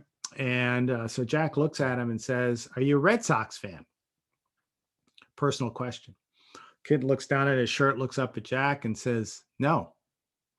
"Really?" says Jack. "Then why are you wearing a Red Sox shirt?" He goes, "Oh," again, notice the conversation going on here.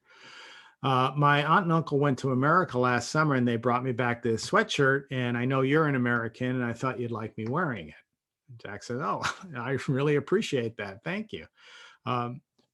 So you're not a baseball fan?" And the kid said, "No, I'm not a baseball fan at all." And then one of the other kids piped up and said, "Oh, I love baseball." And so Jack looks at him and says, "Who do you root for?" The kid says, "Los Angeles Dodgers." Now, reveal personal information. That's point 3 there. Jack says, "Oh, I'm a Phillies fan." Again, so now people are beginning to see Jack as a person, not just as a swim coach that's going to pull out a stopwatch and make him get wet. All right. He has needs and he has interests, and baseball tends to be one of them. So the conversation starts to go on. Let's go to the next point, extensive questions. So baseball discussion's over. Jack looks back at the kid and says, "Well, if you don't like baseball, when you're not swimming, what do you like to do?" So the kid was kind of shy about it, looked at the other athletes and says, "I love to play the violin." He looked at the other athletes and they kind of were surprised by this. So Jack asked again, another personal question, "What do you like to play?" So it turns out it's classical pieces.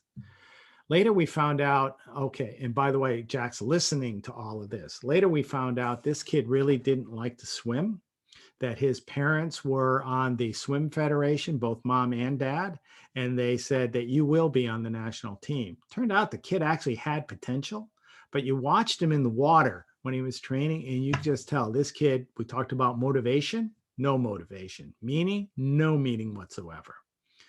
So towards the end of, we were maybe there the 3rd or 4th day, Jack had this activity that he would do is as people were getting out of the water, sometimes he would say, "Wait a minute, you go to the starting block, one athlete out of like 50, and I'm going to challenge you to a time. And I want you to do 1 lap, that's 100 yards. And if you can finish it in X time," and it was a challenging time, "if you can finish it in X time, practice will be over."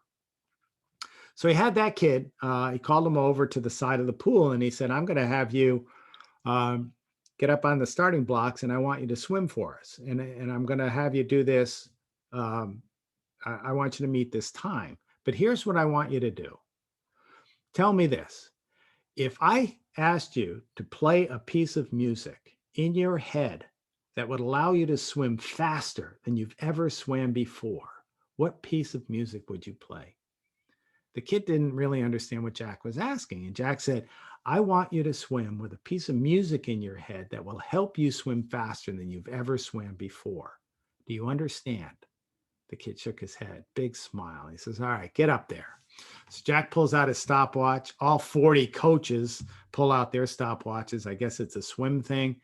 Jack says, "On your mark, get set, go." Stopwatch off. The kid hits the water and he looks like he's a dolphin or a torpedo. It does not look like the kid that was training before. Makes the flip turn, right back, hits the wall. All the stopwatches stop at the same time. Jack looks down, big smile on his face. Not only had that kid hit a personal record, but he broke the Taiwan national record this kid was a breaststroker, in the breaststroke for 100 meters. Kid had never reached that potential before. Why? Because of the relationship that Jack developed with that kid in just a few minutes, using these relationship building behaviors. Now you look at that list, all of us can do those things, right? When we talk to somebody, whether it's one of our children, a spouse, a friend, and most importantly, one of the peers that we coach. Right? So here's what successful coaches, their communication styles allow them to do. All right. They know what to say. They know when to say it. They know how to say it.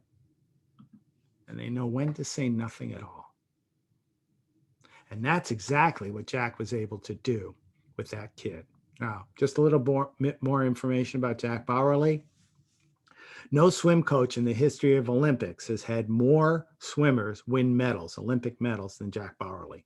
Jack will be coaching in the Tokyo Games. He is a phenomenal swim coach. And if you met him as a person, you wouldn't think that there was anything unusual or unique about him. All right? He just takes the time to get to know his athletes because he doesn't coach swimming. He coaches people. And I'm guessing all of you feel that way too. You don't coach recovery. You coach people. You coach people to help them with their recovery. All right, I wanted to share one more study. It doesn't go along with the communication style, but I think it really makes the point. We asked novice coaches, when athletes have difficulties in their performance or in their practice, what is the main reason? And we actually found that they gave us 3. They said, when athletes struggle, it's usually due to their ability. They don't have the physical skills to do it. They lack motivation, or perhaps it's their background. Nobody from that side of town has ever been successful in this, or nobody from Georgia has ever been a successful downhill skier. All right. So those are the 3 things that they'll talk about. Now, if you thought about that with the people that you coach, if you felt like they just don't have the ability to recover, if you feel like they just don't have enough motivation to recover, or if you feel like their background is such, their experiences or where they're from just won't allow them to recover, how hard as a coach are you going to work to make them successful in their recovery? Probably not very hard, because you don't believe it's possible. Now, here's what great coaches, the expert coaches, said. They felt responsible for the athlete's difficulties. They sought solutions to the problems that the athletes encountered. They believed that they weren't 100% accountable or responsible for the athlete's performance or even their difficulties. But here's where they would lose sleep. They would never let it go. It would bother them if they believed they could potentially come up with a solution and they didn't give it their best effort. Bobby Bowden, I mentioned already, football coach. Bobby and I sometimes speak at conferences together. And there was one time we were at a conference, I think it was in Orlando, and something got delayed. And so Bobby and I were in the prep room, the green room, they call it, an hour longer than we needed to be. So we were having a good conversation. And so I asked Bobby the question. I mean, he had been coaching 36 years. And think about the range of athletes he's had. And most of you probably heard, many athletes, or I shouldn't say many, but athletes from time to time will struggle with things like issues with the law and other issues. So I said, hey, coach, when did you ever give up on an athlete? And again, he was quiet for a minute, which is unlike Bobby. And then he said, I never did. Coach, in 36 years, on average, you have 100 players on a roster. You never gave up on an athlete. He said, no, never did. Why not? He said, if I gave up on them, where were they going to go? I couldn't live with myself if I did that. And he said, I never believed an athlete was beyond help. And I was never going to stop trying to help them Give them the help they needed to be successful. Maybe not as a football player, but maybe as a person. And so, no, I never gave up on an athlete. And that's the difference between the truly great ones and the good ones. All right, I want to turn it now, and unless somebody has a response to that. Anything in chat? Just got short comments. Yes, that's part of walking alongside someone. I believe everyone has the ability to recovery. Somebody said true. Kirsten said expect recovery. Samantha said everyone has the right to recovery. Oh, yeah. To recover. Yep. And folks, I don't want to underplay just how difficult this is for a coach. I mean, a lot of you lose sleep and free time over trying to find ways and solutions for these people. And that's one of the reasons that I have such deep respect for what you do, because it's not easy. There aren't a lot of great coaches. There's a lot of good coaches. There aren't a lot of great coaches. And to me, this is one of the reasons that makes a coach great. So thank you for sharing that. All right. I want to bring us home now and talk about successful coaches continue to grow. I opened with starting what you know and what skills that you have, where would you like to go? And I also shared with you the research that revealed that the expert coaches believe they have a great deal left to learn. And so they make the effort to develop. It's one of the reasons that you're here now, is to try to help you to become a better coach so you can better serve the people that are your peers. So I wanted to start off with a quote. This comes from Denzel Washington, and I thought this really nailed it for the first thing I'd like to talk about.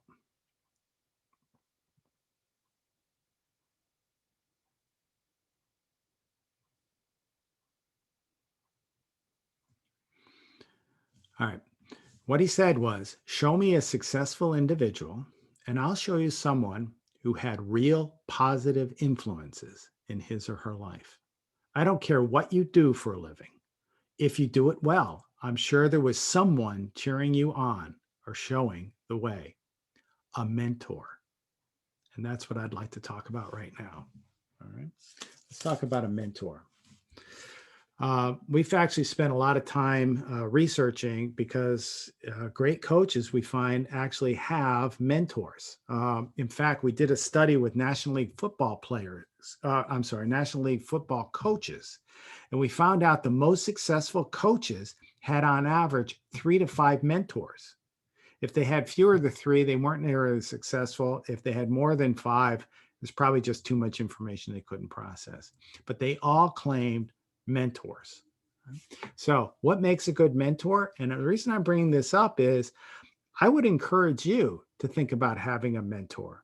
Mentoring isn't about age. It's about experience.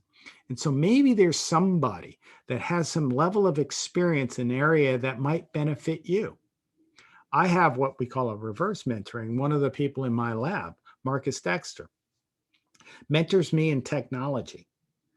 In fact, he sometimes laughs how technologically incompetent I am. And again, it's one of the reasons I appreciate Larry and Dwayne so much. In fact, at break, I asked Dwayne how he got good at what he does. So Marcus has to mentor me in this. And so he lets me know the things that I need to know so I can be successful as a communicator and a coach. So what makes a good mentor? First of all, they have to be willing to communicate, and they have to be willing to listen. They need to be approachable and available. I'm wondering, some of you are probably mentors as well as coaches for the peers that you help in recovery. And so maybe this is you. You're approachable and available. They are honest, they're fair, and they're objective. They don't tell their mentees what they think the mentees want to hear. They're not afraid to tell the mentees what they need to hear. And they do it in a way that's honest and is absolutely fair and objective. Does that mean they don't support them? Of course not. They're absolutely wild about their mentee's success. But they know that if they're not honest and fair and objective with them, they're selling them a bill of goods. They're playing them. All right? So you need somebody who's knowledgeable. And I also like inquisitive. You want somebody as a mentor who's always learning themselves. And so if you're serving as a mentor to someone, are you showing that you're inquisitive? Can you learn something from them? They're compassionate and they're genuine. They're themselves and they feel deeply for others. And then finally, they serve as a role model, sometimes not intentionally. But if you're going to look for a mentor, that's somebody that you can respect for a number of reasons. All right, let me, I thought this was interesting. What were the most valued mentor roles? And it was interesting. We did this study at an NCAA Final Four event, and we had some of the premier college basketball coaches participating in this survey. And we had one of them who was actually, when he was filling out the survey, we're asking about your mentor. What did he or she provide that you most valued? What were the roles they played? And I saw tears rolling down the cheek of this coach. And afterwards, I kind of apologized. I said, I didn't mean to bring up something poor. He said, and he explained it to me. He apologized. And he said, I had a mentor for 35 years, and he recently passed away. It was last week. And he said, when I think about the difference that man made in my life, both to me as a coach and to me as a person, he said, I'm eternally grateful. And so that's the power of mentors. And I know you will probably play the role of a mentor. And here's the thing that you need to recognize is that you will be somebody's mentor and you won't even know it. And I'm going to guess all of us have had somebody in our life that we considered a mentor, but they never knew they were our mentor. And here's the roles that mentors play that we most value. First of all, a friend. And Jay, you bring it up. Somebody's got your back. That's a friend. Somebody who's going to love you enough to tell you when you're screwing off or screwing up, and somebody who's also going to give you the biggest hug or congratulatory slap on the back. Somebody that has your back, somebody that loves you deeply. Number one role. And that's a difference, by the way, between a mentor and a coach. A coach is somebody that's trying to help you to perform at a higher level. A mentor is somebody that's trying to help you perform at a more human level.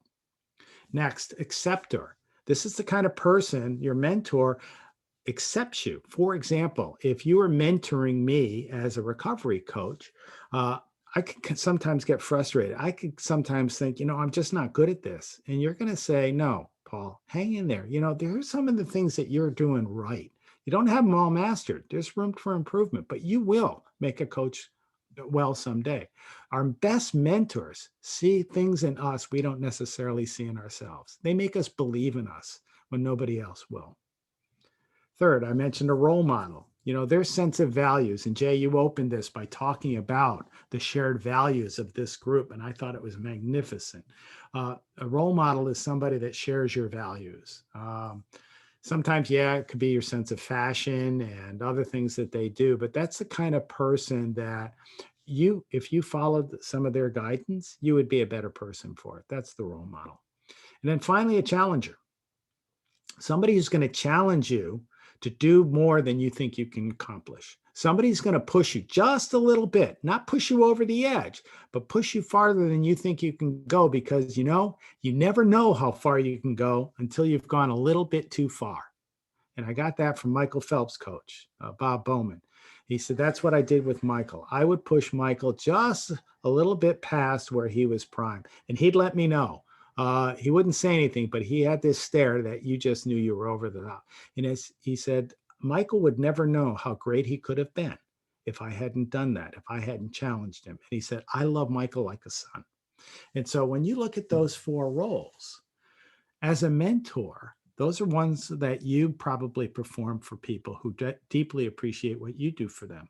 And in your own mind, you probably have a mentor that you would appreciate, or somebody that has done those things for you. Now, some of your peers that you coach need mentors, and you could serve as one, but they probably need other mentors. How do they get those mentors? All right. First, ask them to observe and listen to those whose approach and work that you admire. What does that person do that you admire in them that you would like to be able to do? It could be a profession. It could be a hobby. It could just be being human. All right. So observe and listen to those. And then once you've identified that person, ask for help. But ask for help on a specific topic.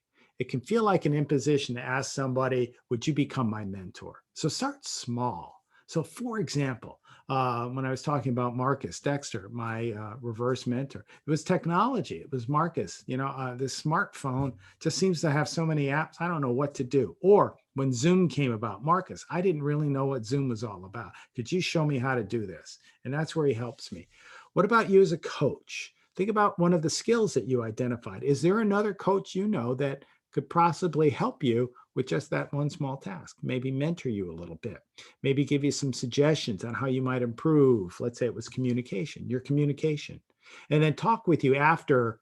Sometimes you've met with your peers that you coach and talk to you about that experience, and maybe go through with you. Maybe some of these communication skills could have been used a little bit differently to better affect conversations. All right. So the last part, finally, no one has all the answers.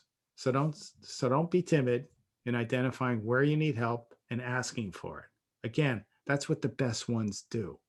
When Mike Budenholzer, and I say this in all humility, won the NBA Coach of the Year, we had a conversation about the skills that helped him win. And he asked for help on certain skills that he wanted to develop. And so that became a way of he and I working together. Now, did I make Budenholzer successful? Absolutely not. Budenholzer made Budenholzer successful. But what I'm saying here is that he asked for help. So if there's somebody that you'd like to meet that potentially could be a mentor, ask for an introduction. I'm sure that's something that Jay might do, or Larry, or Dwayne, or anybody here on this call might be able to do. All right, last breakout. All right, here's what I'd like you to do. I'd like you to identify somebody you consider a mentor. You may have had several, but just pick one. And I'd like you to share one valuable lesson that you learned from this person. In other words, tell a story about your mentor and you that left you with a lesson that you cherish to this day. All right. So if you would open to page 9. And if you want to take just a minute to think about it and jot a couple of notes, we'll give you just a minute to do that. And then Larry, we're going to break them out into breakout sessions. You ready now? Oh, Dwayne? Yep. Yeah. Why don't we do that? Go ahead. Thank you, Dwayne.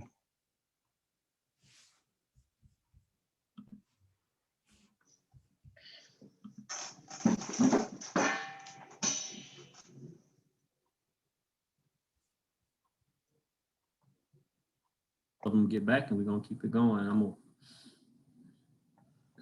I'll unpause it there. The mentors on this call? Sure. So we noticed, well, I'm going to tell everybody to get back. We got 85, 91, and 105. Everybody is back. All right. So we noticed that a lot of people were comparing to mentors to sponsors.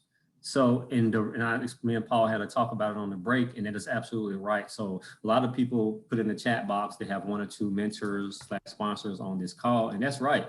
So it is incumbent upon us as we go through this process to acknowledge and seek out those mentors or those sponsors, specifically when we're talking about recovery and how those individuals oftentimes hold that hope for you until you can initiate or sustain long-term recovery, and to help continue to kind of navigate you through the journey of this thing that we call recovery. So when Paul was talking about mentors, I seen everybody, the light went off. And that's one of the beautiful things about how we try to structure these trainings, because if you can take something outside of the recovery field and then learn it and then synthesize it into what you know into the recovery field, then that's when the light went off, because you were able to put yourself in that role and say, hey, if it wasn't for somebody sponsoring me, then I wouldn't be here today. So in turn, I turn around and sponsor or mentor someone else. And then this reciprocity continues, and you continue to sustain these relationships through communication and through the other things that Paul has highlighted throughout this training. So big shout out to all of you all that are sponsors, all of you all that have sponsees, and to continue to be those mentors in other people's life, because it's about making cohesive connections. Because what do we say about the opposite of addiction is, there y'all go. Everybody said connection. Good job. Thanks, Jay. Yeah, I completely agree with Jay. I was so impressed when I saw that in the chat box. How many of you have been mentoring one another? And just very, very impressive. So thank you. All right, I'm actually gonna, Jay said it was okay if we finished early. So I just have one more point to make, and it comes back to you and your experience, because all of you have a wealth of experience, and that should probably be one of the greatest sources of knowledge and guidance that you have, not only in your life, but as a mentor and a coach.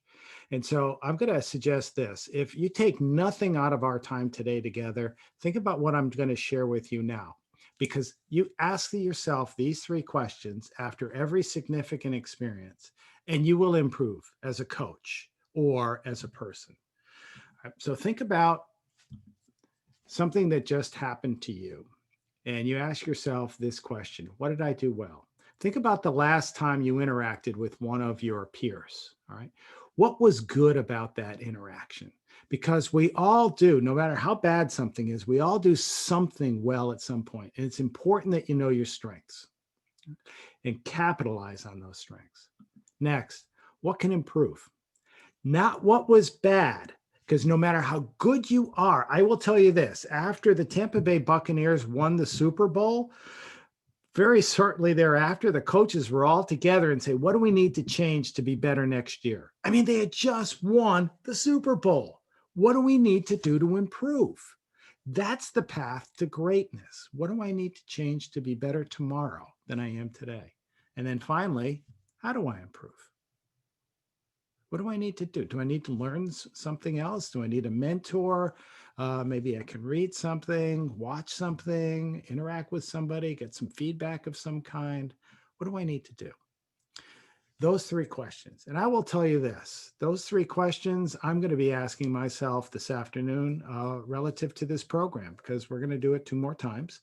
I'm going to talk to Jay, and I'm going to talk to Laurie, and I'm going to talk to Wayne about what do we do well? What can we improve? And then how do we improve it? Because I'd like this program to be better for the next group.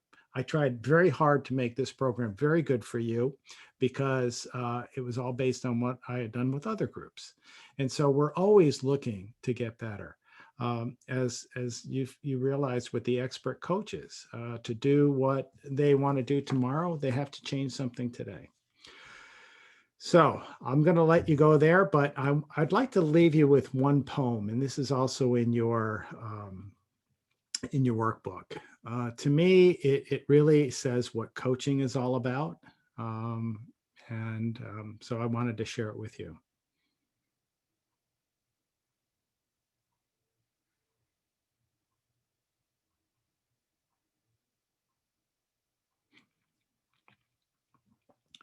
One ticket can win a lottery.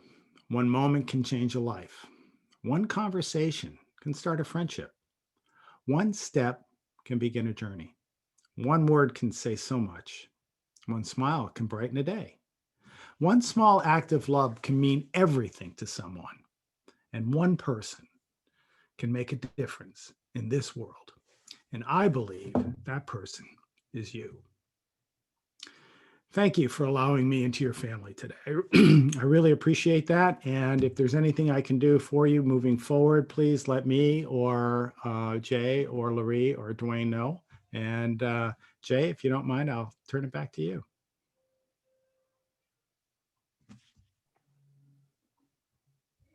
Jay, you're on mute. Thank you, Paul. Thank you so much. What do y'all think, man? What y'all think about Doc? How did he do, man?